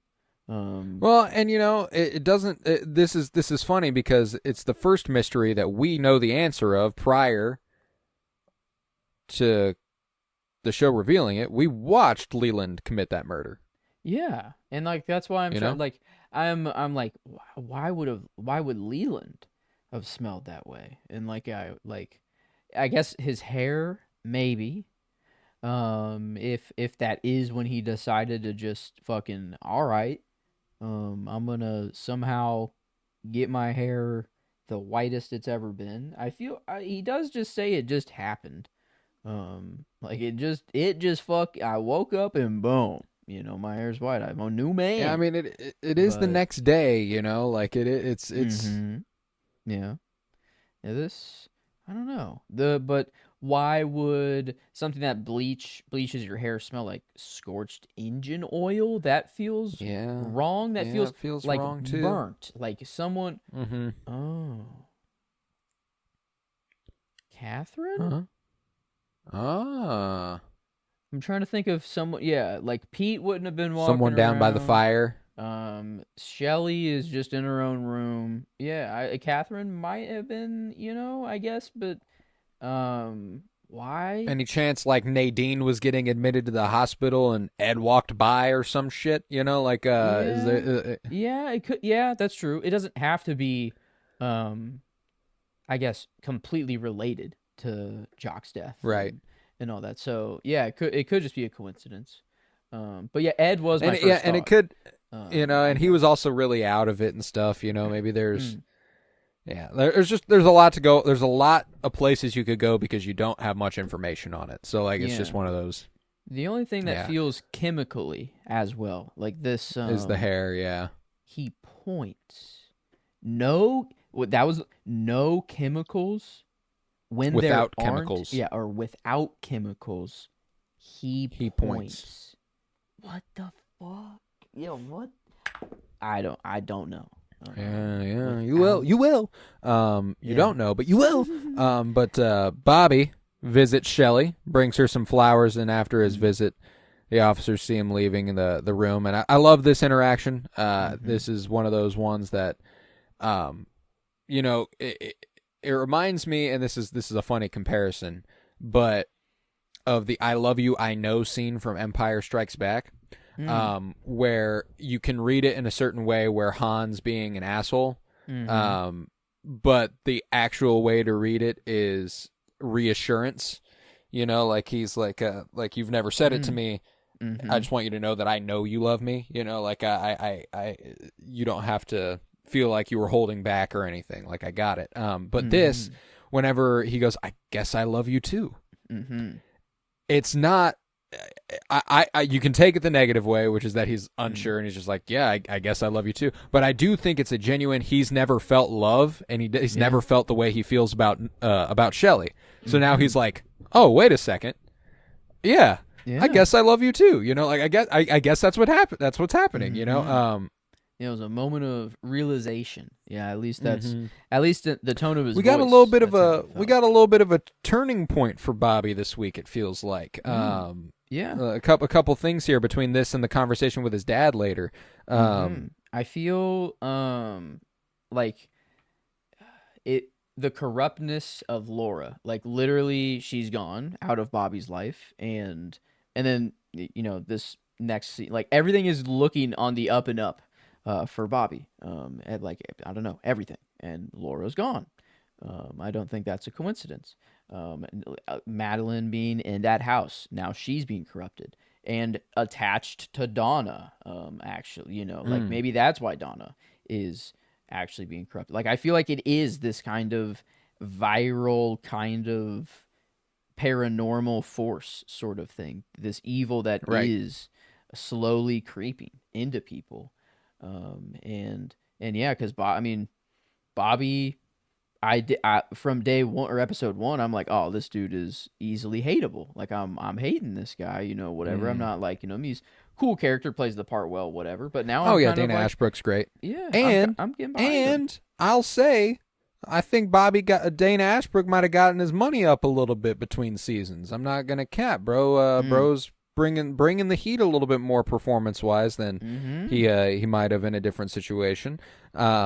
But no, he did a really, really good job. Their chemistry is really, really great.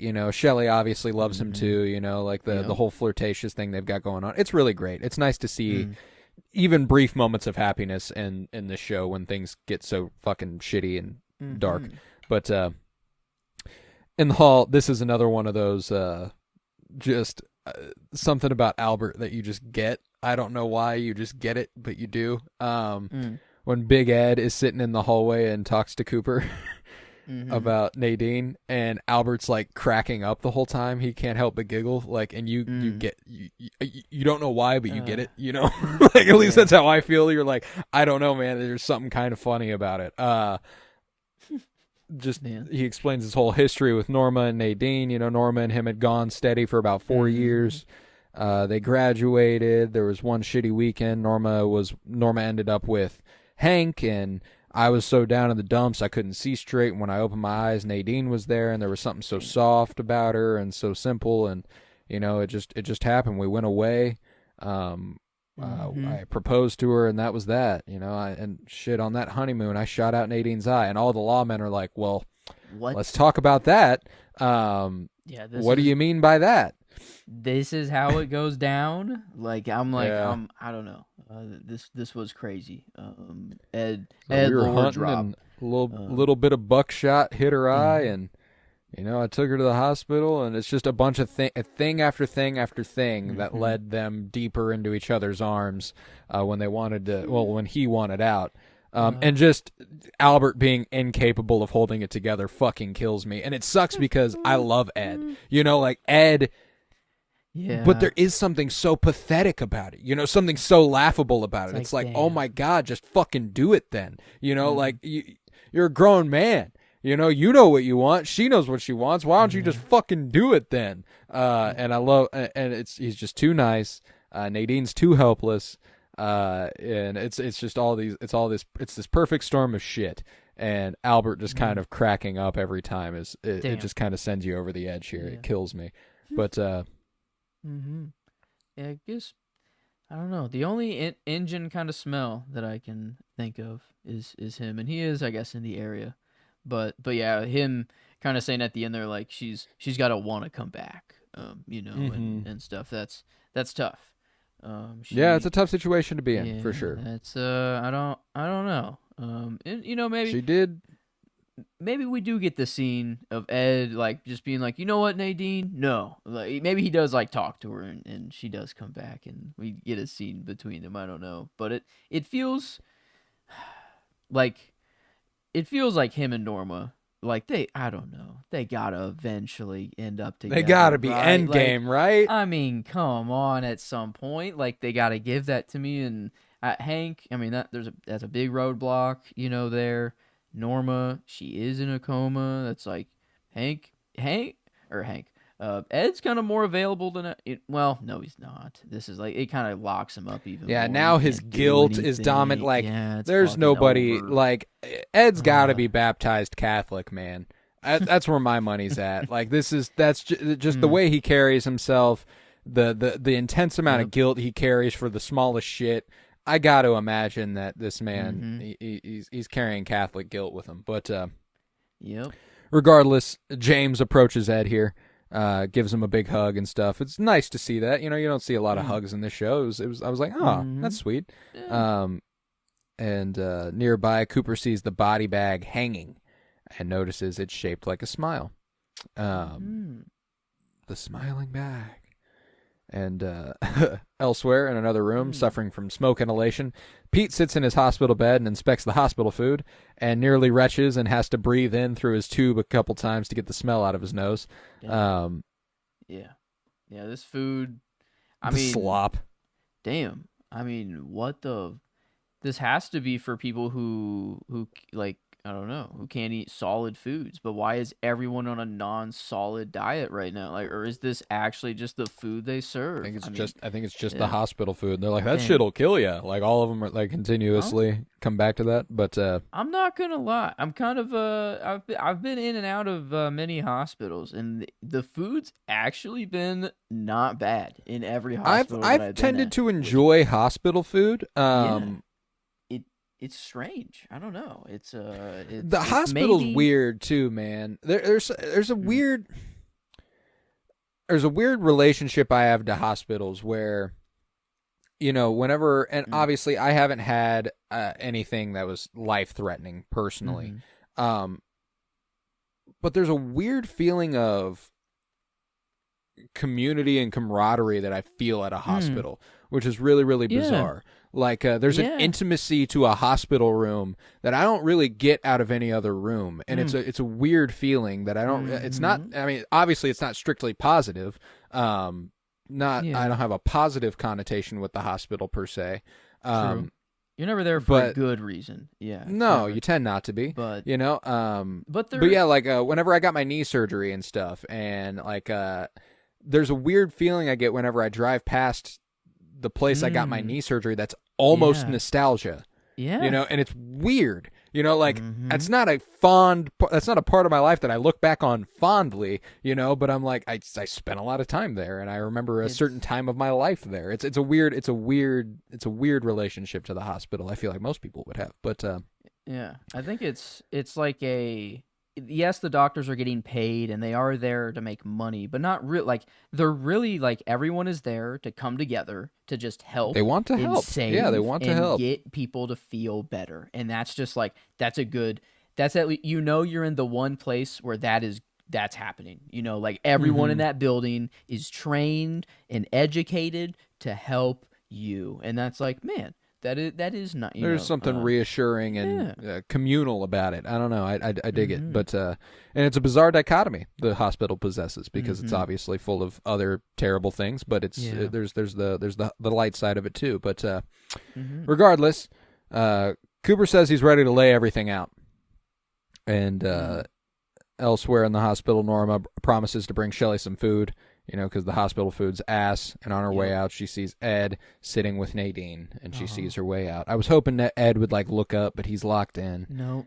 That's almost more endearing, you know. There's almost something more endearing about that. It's Nadine was like, oh, sweet. my God. It's like, oh, no, or not Nadine.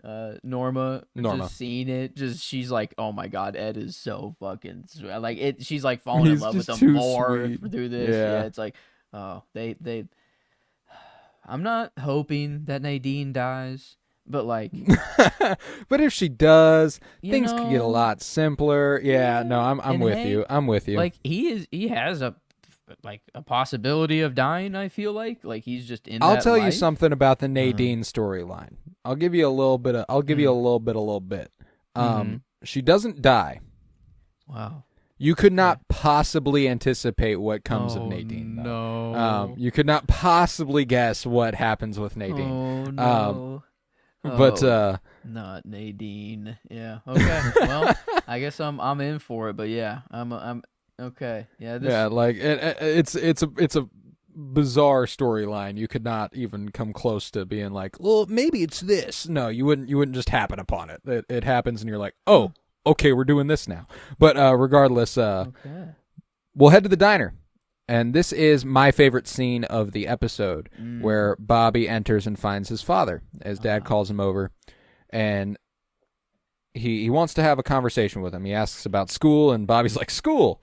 Yeah, it's fine. You know, like you forget they go to school too, which is kind of hysterical. He's like, how was work? Work? Yeah, work was good. Work was good.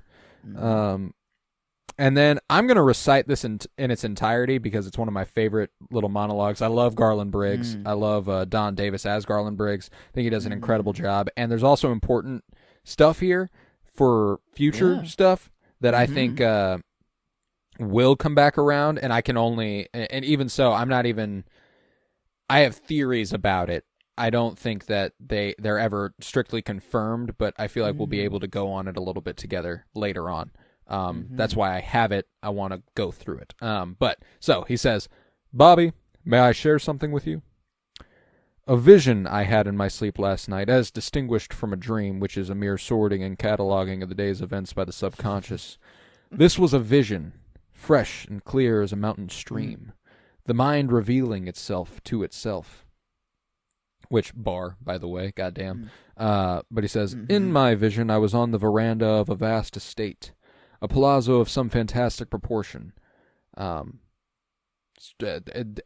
do believe we will see this place, by the way. They never really confirmed that this is the place, but I think we see this place eventually.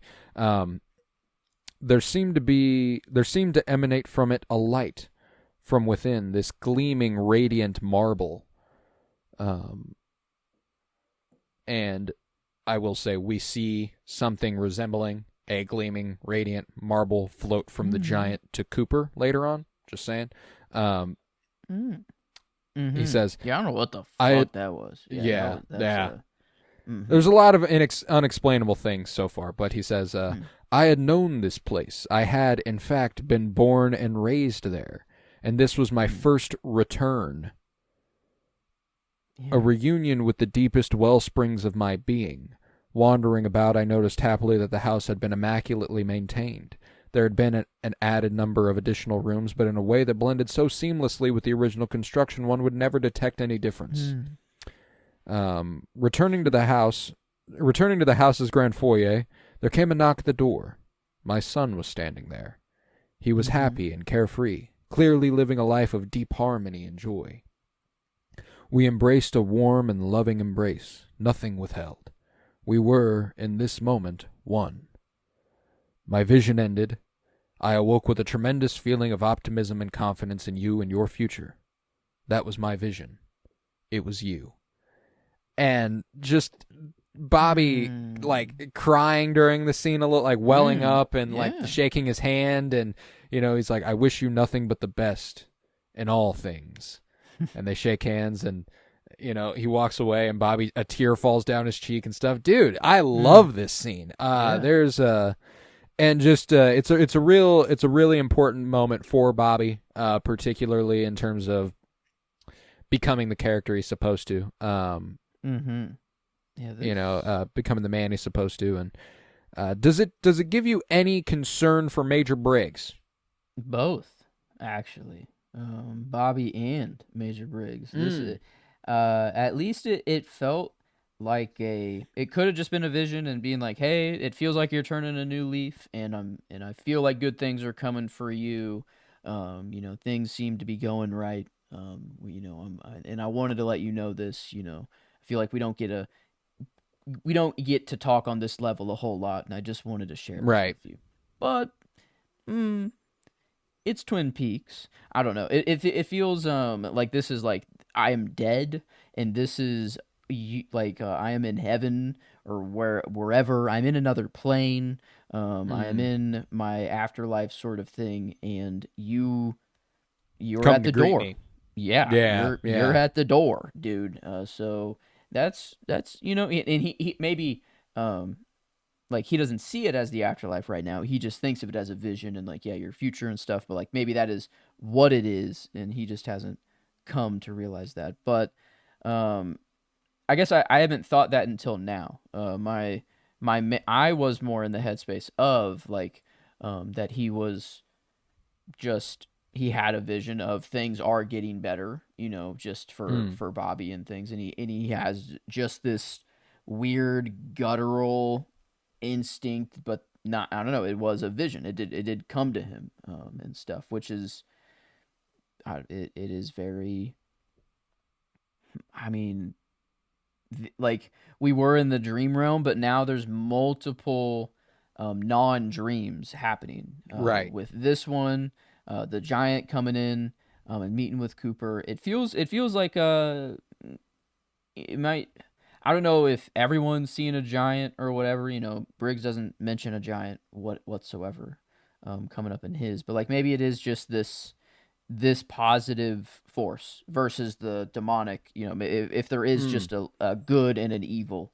Like if this acting. Veranda, this vast estate exists, like the giant like comes from there, like that sort of vibe. Like he emanates from there almost. Like it's the like you said, the light alternative to the dark side that Bob and Mike seem to possess. Yeah. I was under the assumption for a while that like there's only this dark demon, demonic force. And I guess I haven't really thought of the opposite. That's the beauty. That's the beauty of Lynch. That's the beauty of David Lynch's work. And I'll always give Mark Frost a lot of credit for Twin Peaks also, but in all of David Lynch's, and not all, I don't want to say this applies to everything Lynch has ever done, but because it can be overwhelmingly dark. There can be a lot of really grim shit, and that happens in a few. Lost Highway is really, really grim. Eraserhead doesn't feel like there's a lot of light at the end of the tunnel. These sorts of things. And there's always such a loving and optimistic look at hope and humanity in a way, even in the grimmest, darkest movies. I feel like he has this way of being like, and there was nothing even these wonderful people could have done about it. Like they did everything they could, and it just wasn't enough. Type of shit. And there's still beauty in that, even though they might not succeed. They tried, and there's something lovely about that. But yeah, so that's why I think there's absolutely a light counterpart, and I think the giant makes that clear. This is all I am permitted to say. Yeah. Yeah, there's some's going on. I don't know if it is different for everybody, sort of thing, or if it is truly these giant beings, or if they are just coming in different forms. I don't know, but it feels they definitely have powers, or they know, they be knowing everything, and yeah, so it is the Laura leaving, and Bobby being away from Laura. That's interesting. The switch that this vision comes now, and that he's kind of gone outside of that life, and I mean, because definitely. It is interesting, kind of pre-Laura and post-Laura people, the way they act. I thought Bobby was the way he was pre-Laura. That's the way Bobby grew up, but it doesn't seem that way. Bobby seems actually like the goody-goody two-shoes who was running at 5 a.m. every morning, going to football practice, was actually kind of, and then Laura online. Sent him down the wrong path. Yeah. Started selling drugs, and that's... usually not, it's lucrative sometimes, I guess, but usually not the best path to go down. And yeah, so I don't know. This is it does seem very, it's not just Laura who's infected, and I don't know if it's Laura herself choosing to infect these other people or do this thing, or if it is taking over her, like this other evil sort of thing. Yeah, no, there's a lot of possibilities. But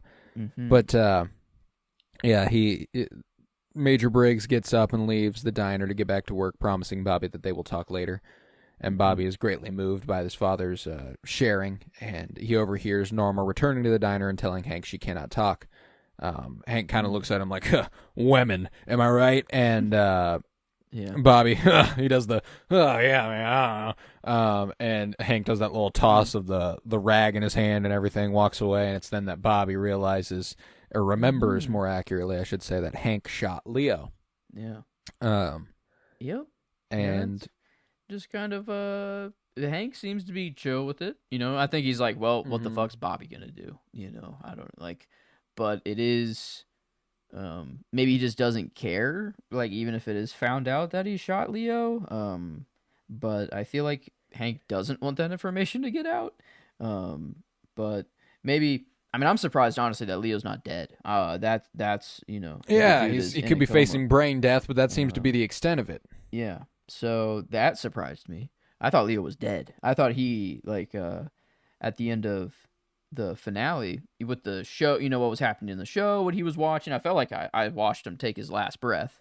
But I guess he could be coming back in a lesser capacity. I don't know, but yeah, it is interesting to just leave him in a coma. Even like possible, I don't know. That is an interesting way to leave him. It feels like he can't really come back and be a threat anymore, at least is how I feel, if he even does come back.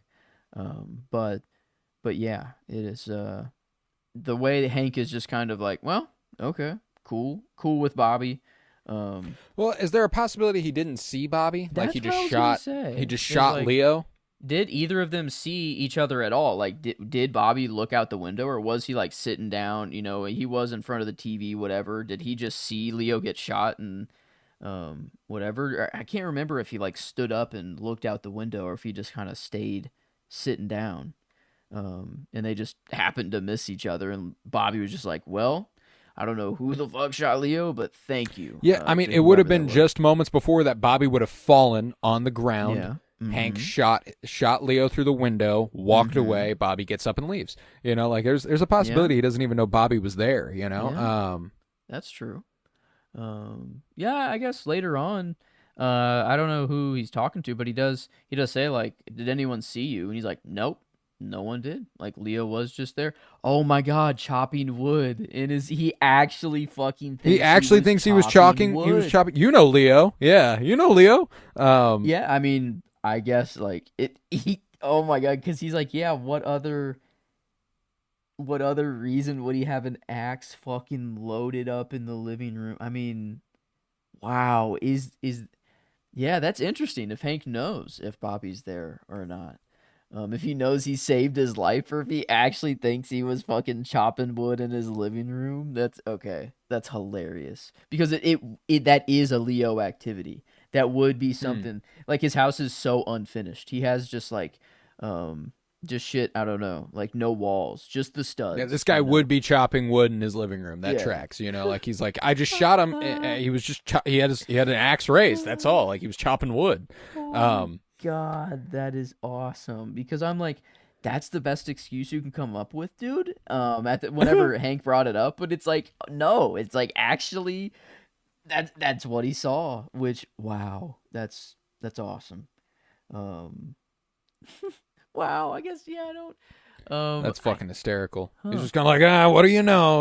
Like that's it. But yeah, so we got that lingering there, and we'll head back to the station house where Cooper is ready to lay it all out for everybody. In Mm-hmm. front of a vast and varied buffet of donuts. Oh, Lovely shot here, by the way. oh The my image of God. Coop picking up a donut as he explains, and it panning across the table, Come merging on with now. the trees and the stoplight and everything. But he lays it all out. He Mm-hmm. says that the night Laura Palmer died, the girl had two appointments. Mm. The first with Jay, or James, who she was nervous about seeing because she was going to end their relationship. And before she left her house for this rendezvous, she got a call from Leo to set up a second appointment later on in the night with Jacques Renault and Ronette Pulaski for a go-round of, hard drugs and nasty sex. Mm-hmm. Um, and after Laura broke James's heart and jumped off his motorcycle at that stoplight, she Mm-hmm. ran into the woods to meet with the others. The foursome walked past the log lady's cabin, which is why she might have seen things, to Mm-hmm. Jock's, where they partied down. Yep. Laura was bound by her arms, and Waldo the Mynah Bird picked at her shoulders and neck and such. And at some point, Leo and Jock fought, resulting in Jock's passing out outside. When he came to, everybody was gone. The way Coop sees it, Leo left the cabin alone, leaving Ronette and Laura still inside. He thinks that this is because the third man would have taken Yeah. them later on. He says that the log lady mentioned walking past later that night, and because of the other set of footprints Hawk found, that there must be the third person. Mm-hmm. Whoever this person is, he took the girls to the train car, tied them up, knocked out Ronette, and then started it on Laura. His rage and his desire and his ire was so focused at Laura that he didn't notice Ronette wake up and escape, or he didn't care. This is the part I was talking about earlier that's simply not good enough for me. Yeah. Yeah. And I'm there with you for sure. It's like, I guess you have the footprints and like they're being trailed there. This is Well, it and feels shaky. there's no question about it. Ronette escaped. Mm-hmm. Yep. Like she did make it out. Like that is a Yep. fact. So like what conclusion can they come to other than he must have not noticed or not cared? Like that does, like he Yeah. did end Laura's life. Mm-hmm. If he was trying to eliminate witnesses, he would have killed her. If he wasn't, then yeah, she got away. Mm. Like there's a weird balance there unless something else happened, Is it like I still feel like we haven't got a good cause of death uh, for Laura quite yet. Like in like the many cuts around her body, but Mhm. not one big enough to be fatal. Like the But only the one that was loss fatal, of yeah. but they say like it was loss of blood? Like Yeah, it the Doc was. Hayward said it was loss of blood. That is the cause of death. So she was like left for dead, or is it possible that she like has a heart attack or something, and then or like it but or is that known? If you had a heart attack, Hmm. that probably would, I don't know, is that Like you something? could tell she had Yeah. cardiac arrest, I'm Yeah, it's assuming. like I just at least with the end of the episode, like it feels like she could have died ritualistically. Like this was a fucking. Bob doesn't feel like quite the Exorcist. Like he's trying to get the demon Yeah, out. like It feels the like way that, and I don't feel I'm not trying to. I don't intend on spoiling anything. I don't like this. This is not something that will ever get cleared up for you. You know, it's there's not ever something that's like, oh well, this is clearly what happened. I am under the impression that her soul left her body. Yeah. You know, and like that was the cause of death. The cause of death is that her soul literally decided it was done. You know, not that literally she bled out, nothing like that. I think it's just like it dips, it goes away, you know? Yep. Too far gone. You have been too far corrupted. It feels You've been hurt too much, you know? Yeah, that's sort of. Yeah, I don't know how to feel with the end. I don't know. The end is crazy, and it's stuck in my head. The visuals. Yeah, and how literal is it? There's all sorts of all like everything in the show. You kind of go, how literal is it? You know, like there's all sorts of stuff that could be the case, and you just never know. But regardless, yeah, the thing that wasn't good enough for me is that Ronette managed to escape. He either didn't notice or didn't care. Don't know what that would be. But once Laura was dead, the killer then built a mound of dirt, put the half a heart necklace on it, put the letter R under Laura's left index finger, and scrawled in blood, "Fire, walk with me," on a scrap of paper. The forensics notes that the blood used is not Laura's, Ronette's, Jock's, or Leo's, which means it is most likely the killer's, and it is AB negative, a rare type of blood that is also found on a towel near the tracks from the train car. And there were several more scraps of torn paper. They've sent this down to forensics to get a better conclusive look at. And that, Coop concludes, is how it all went down. The only question that remains is, who is the third man? Yeah, well, seems like Bob. Seems like this is Bob. Right. Seems like maybe this paper, I don't know if it can be fully, maybe we're just seeing the end of the poem. It's the whole rest of it. That's why I feel like it's kind of like some ritual that's going on. Like these are the words that need to be spoken, even written in blood. Right. His own blood, which is interesting, not Laura's blood, which it felt like it should be. But if this dude's truly, I don't know, it feels like this dude's just kind of the devil or fully evil, like the one who is. Yeah.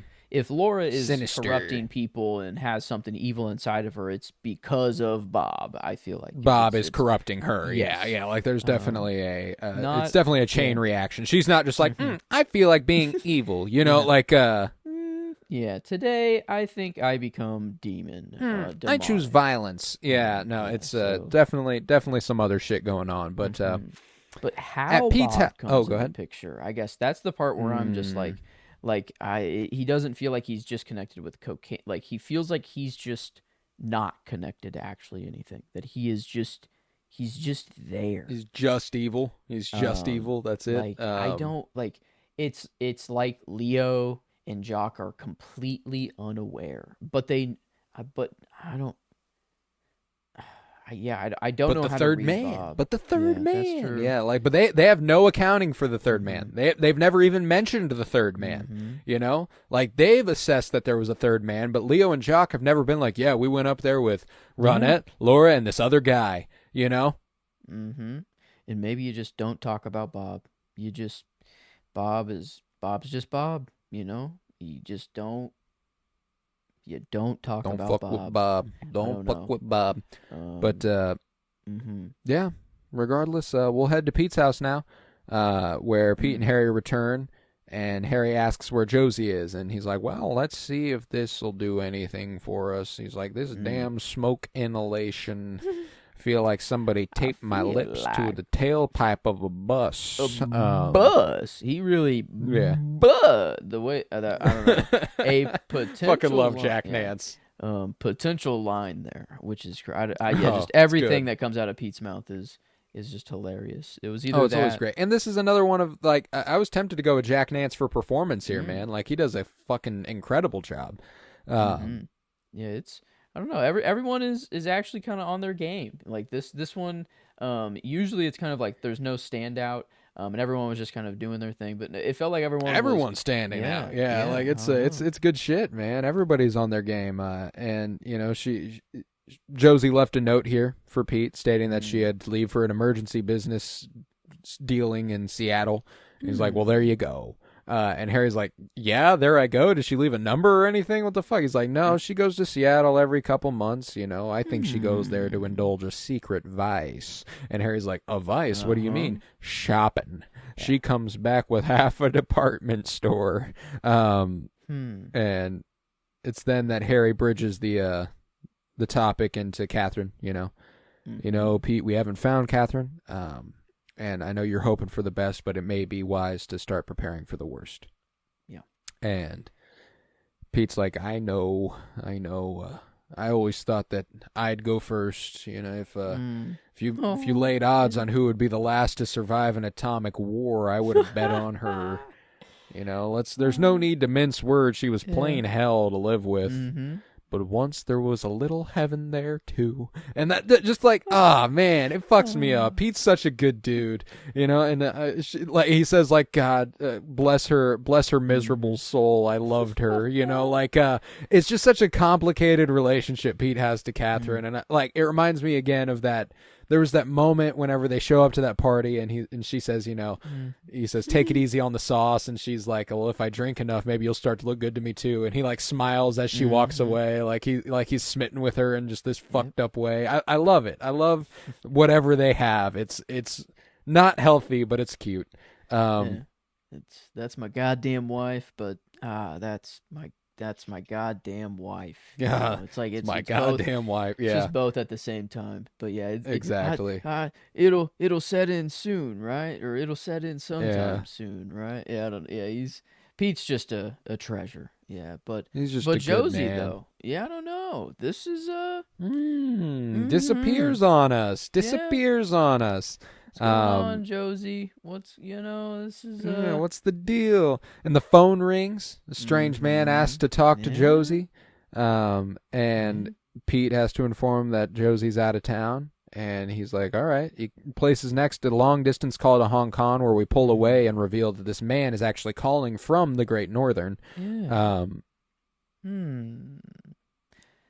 So I feel like Josie is out of town because of something that her and Ben have planned, which feels that Hank is involved somehow. I still don't know how to read that interaction with her and Hank, but it felt like, Hank is just the muscle for Ben, and it feels that is why he was there with Josie for whatever's coming up next. So Josie's just gone so that she has an alibi saying that she was in Seattle during the events of blah blah blah, whatever's about to happen. And I don't know what's about to happen. Is there any chance it was because of what just happened? But that wouldn't be smart, like kind of being like, oh, well, the mill burnt down and I left the next morning. I don't know. That just feels... Yeah. I like...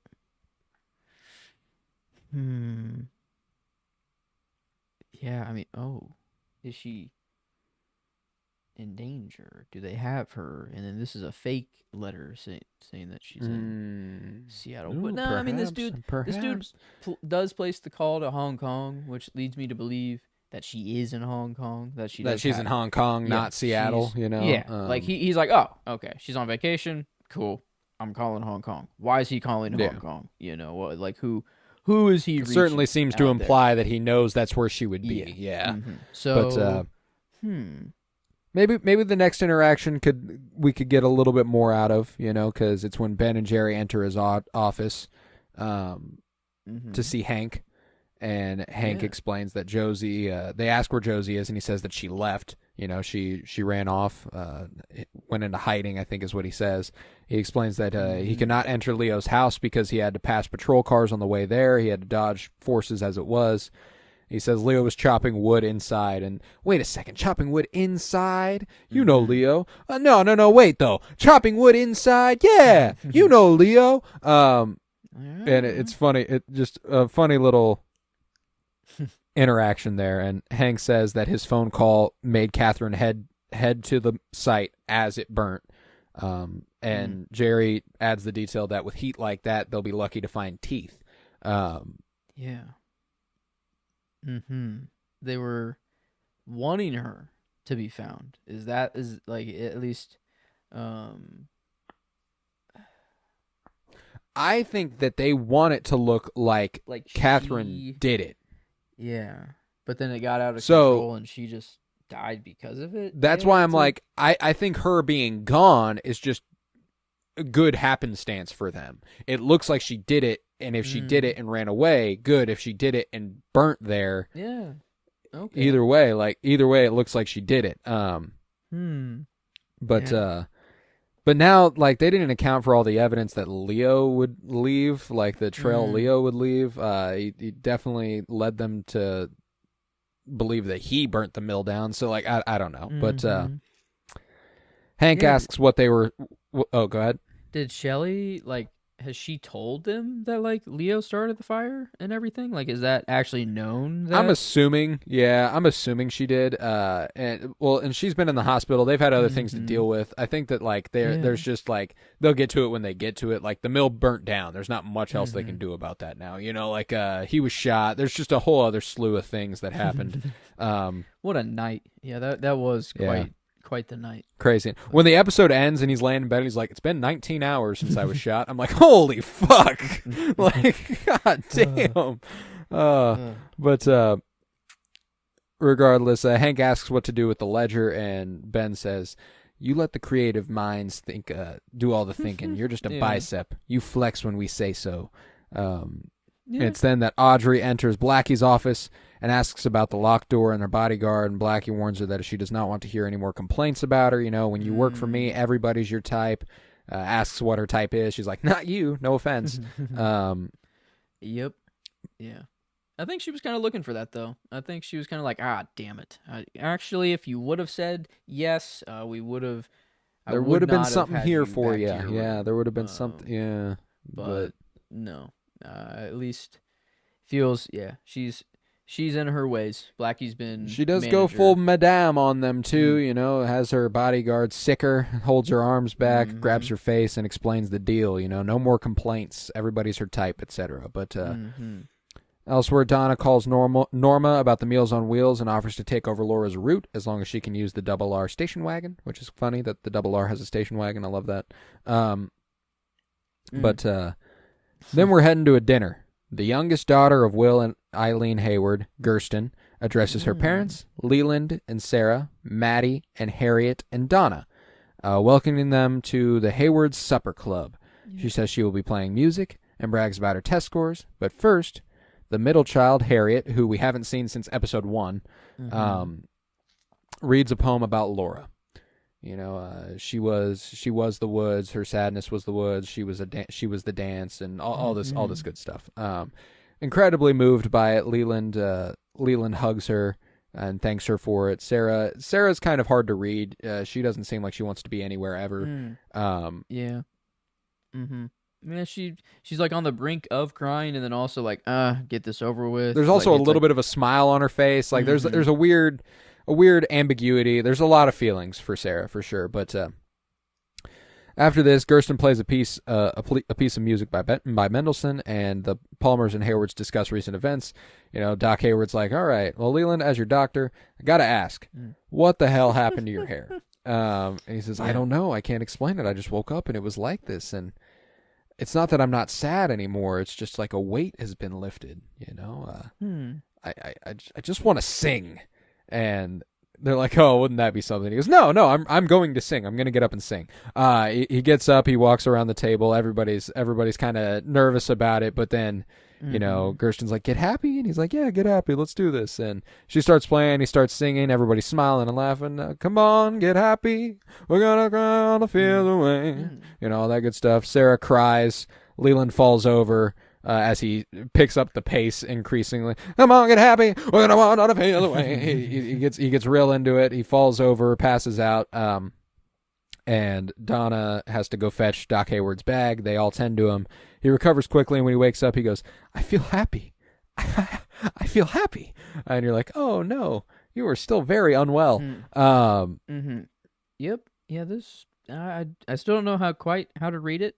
But what just popped in my head again was that music is always in the air.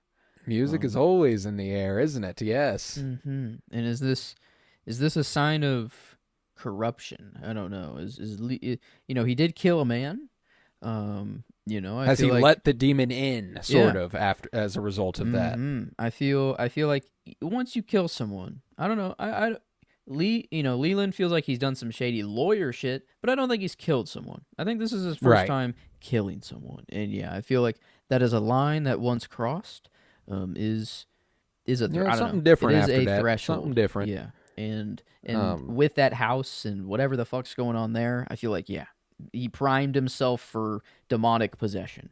yeah. And but it's Almost handed ah himself over willingly, like kind of. yeah. Well, I was gonna say, maybe this demonic possession, it's like it is evil, but it comes off as joyful and gravitating and Jubilant. loveful. Yeah. Yeah, and Laura had mm-hmm, everybody loved her and all that good stuff, so like, maybe there's something there. mm-hmm, yeah, yeah. But yeah, he's like, I feel happy. I feel happy. Mm, no, The other yeah. side of that, is it overcompensating for it? Is there something in Leland's head that's like he himself is acting this way because there's darkness beneath the surface? I don't know. Ooh, yeah, yeah. He There's something there, knows. but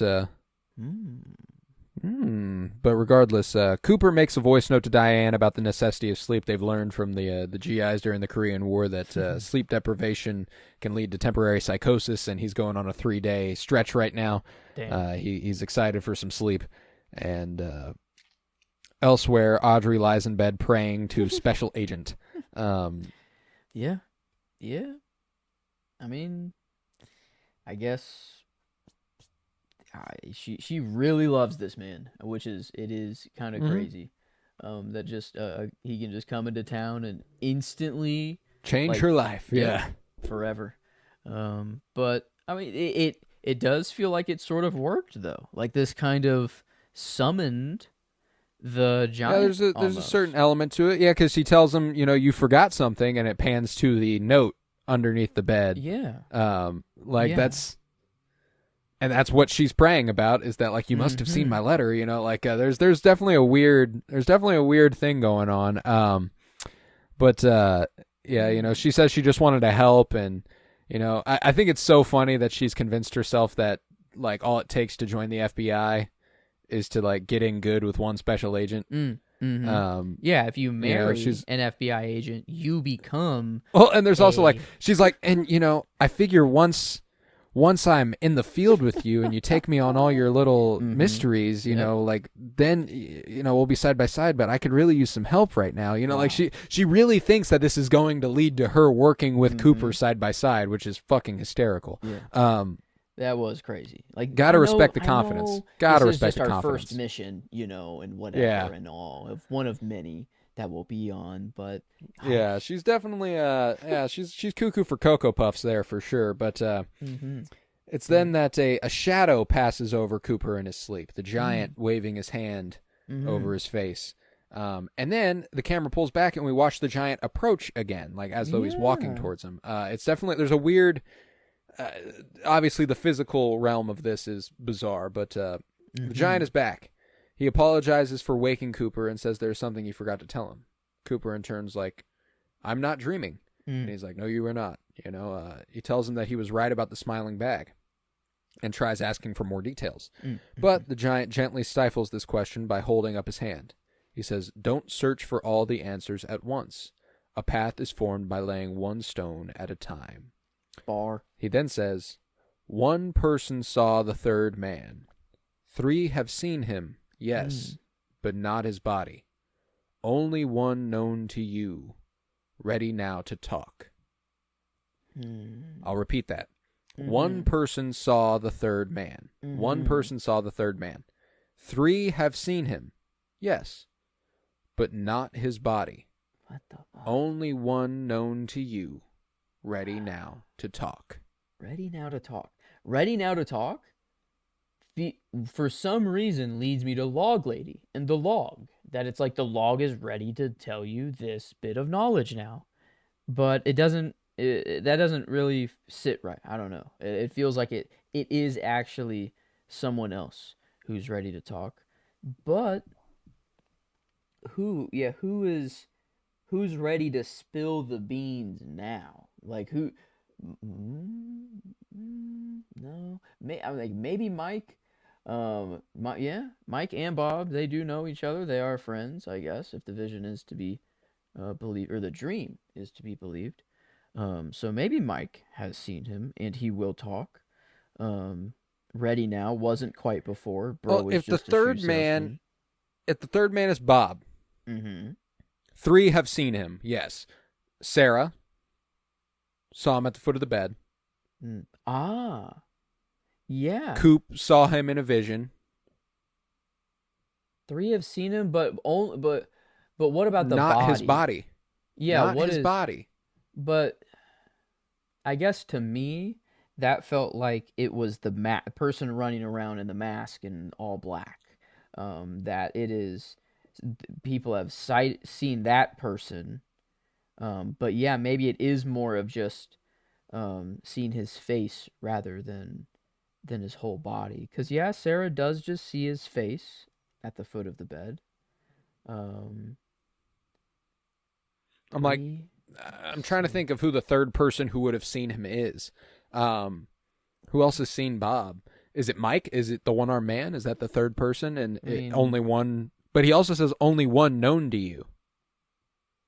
Only one known to you? Oh, that really throws a wrench. Because I'm like, okay, if it's Sarah, Laura, and Renette, then he knows all 3 of those people, actually. So Yeah, no. right. If one of them is himself, he knows that. You know, like there's a.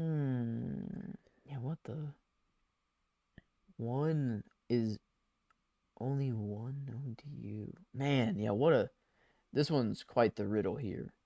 But it felt, I don't know why it felt like Log Lady was the, like, just one that's ready to speak, for whatever reason.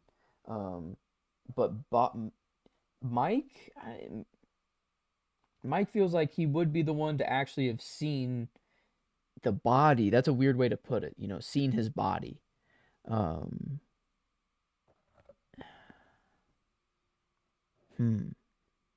Yeah, that I don't know how to really go on that. I was really mostly operating that it was the guy running around covered all up. No, those people have seen him. Those other 2. Does this quote imply that one person saw the third man and his body? One person saw the third man. 3 have seen him, yes, but not his body. So when he says one person saw the third man, Yeah. the one person saw the third man's body. Yes. That's at least how I feel. Okay. Yeah, that's how I read it too. I just wanted to make sure we were clear on that. So one person has seen him. Mm-hmm. But just to say his body, that is weird. And like, man, yeah. I don't, if it's maybe like if he is truly this evil force or something, and it's like he's only appeared to 2 people in whatever, but he manifested or something, to this person. Like this person, he has shown himself, and like I don't know, he is there, sort of thing. Yeah.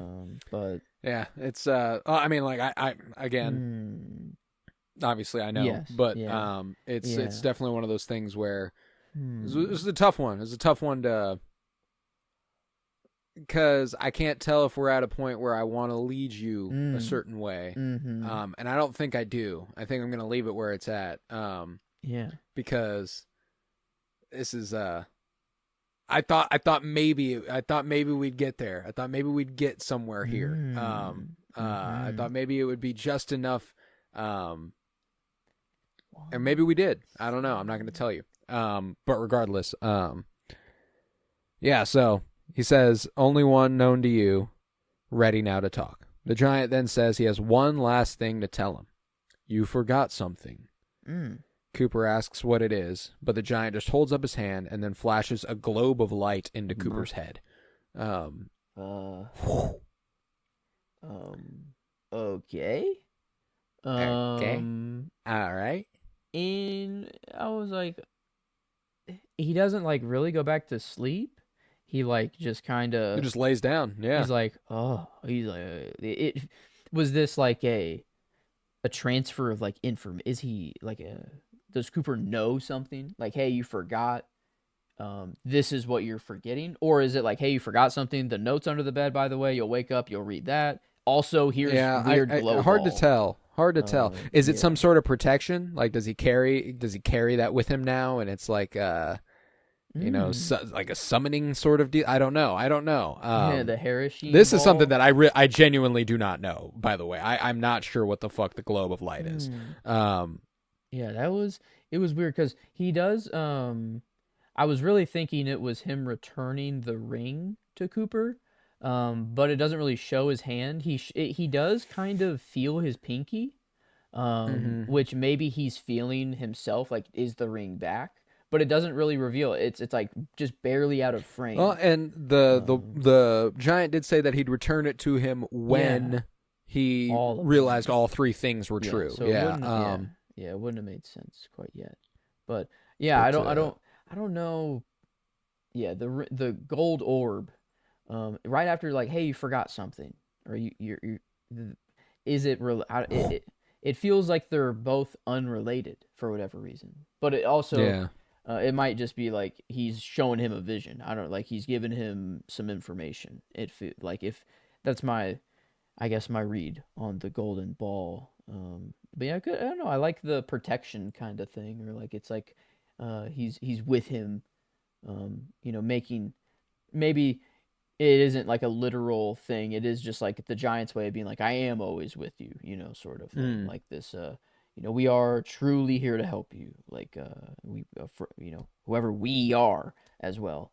Um, but yeah, I love how Cooper is just kind of like, okay, like, yeah, better not to ask questions. He's like, cool, sure, I'm down. Like, just let me know. Like, he's like, I'm with it. I trust you. Like, yeah, everything you have said has come true so far. Still more to figure out, but Mm. um, yeah, this it feels more of like keeping him on the path and like him literally saying, that it's built one stone at a time. It does feel like they are the guides rather than Right. um here's just here's the answer.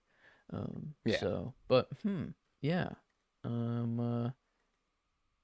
The the way he just doesn't really go back to sleep is weird. Like he does Yeah, just stay like lays his awake. head down and that's it. Yeah. Yeah, it's Mm-hmm. definitely weird. It's definitely weird. But we do have one last little thing where in the hospital, fluorescent lights flicker.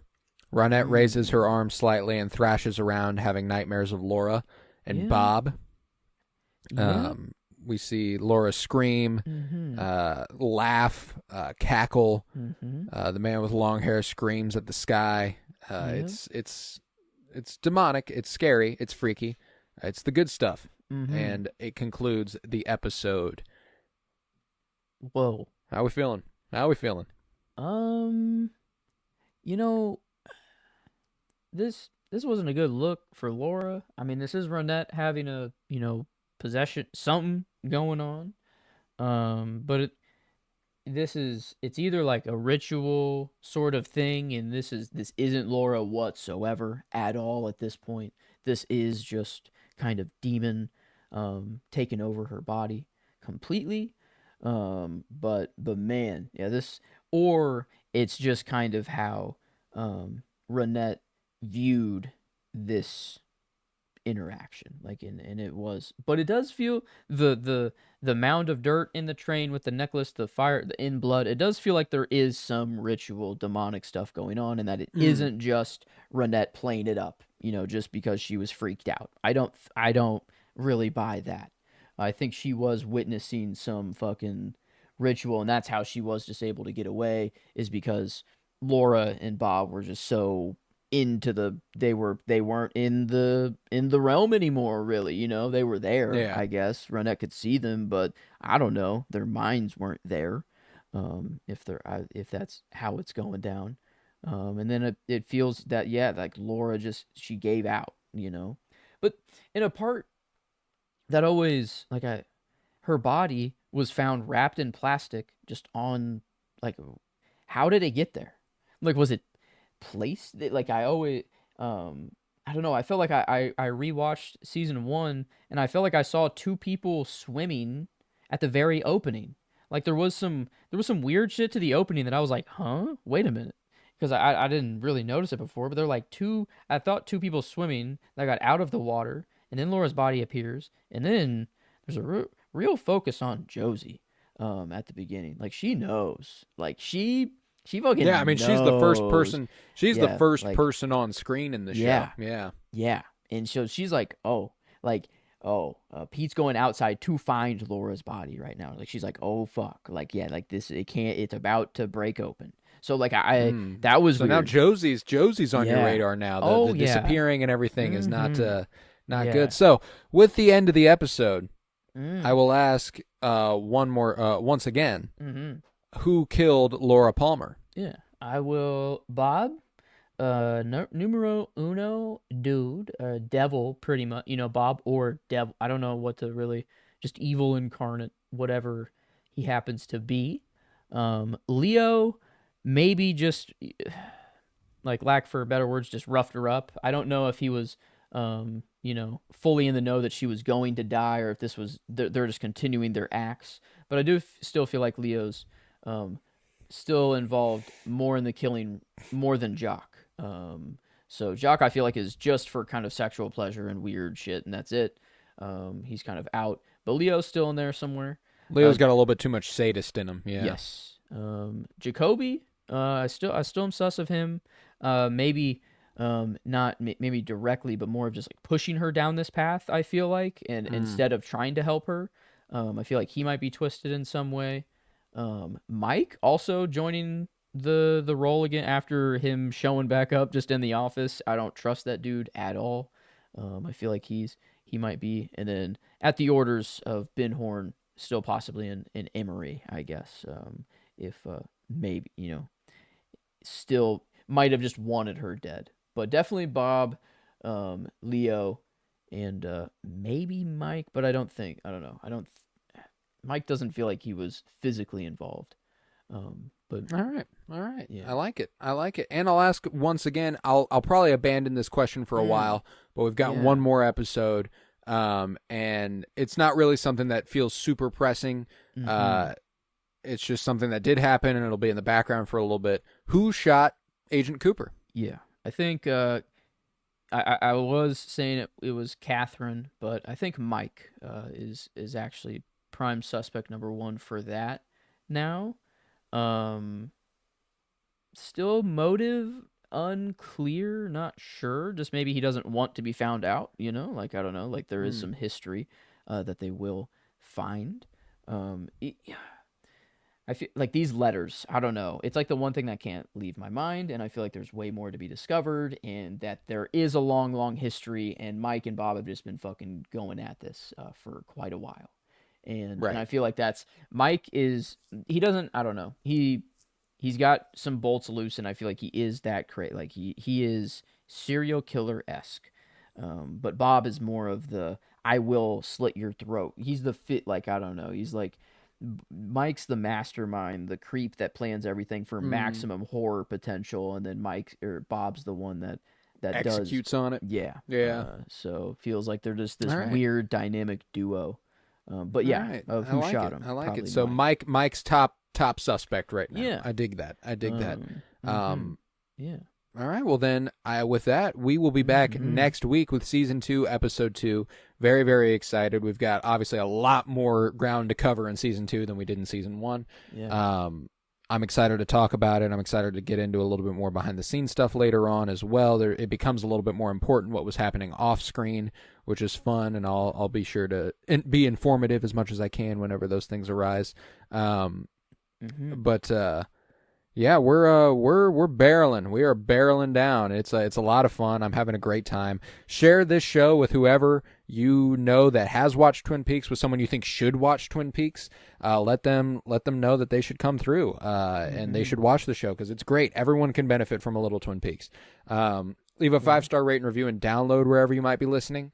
Let's see. And like I said, yeah, come back next week for season 2, episode 2. We are currently in the midst of covering the Mission Impossible franchise on our movie show, The Cinementalist, Cinementalists, The Cinementalists. Yeah, I'm getting better at that. I am getting better at that. But yeah, we're barreling down there. Andor season 2 is only a couple weeks away. Very, very exciting stuff. Yeah, we're living right now. We are living, and we're gonna keep on living for as long as we can. So Twin Peaks, week after week, keep on coming back. But yeah, with that, I was Colton Robertson. I was joined by Joseph George. Thank you very much, homie. Oh, thank you for having me. It's always a pleasure to be here. Oh, and it's always a pleasure to have you. And remember, Maresy dotes and dozy dotes and little lambs meet ivy, little meet ivy do, wouldn't you?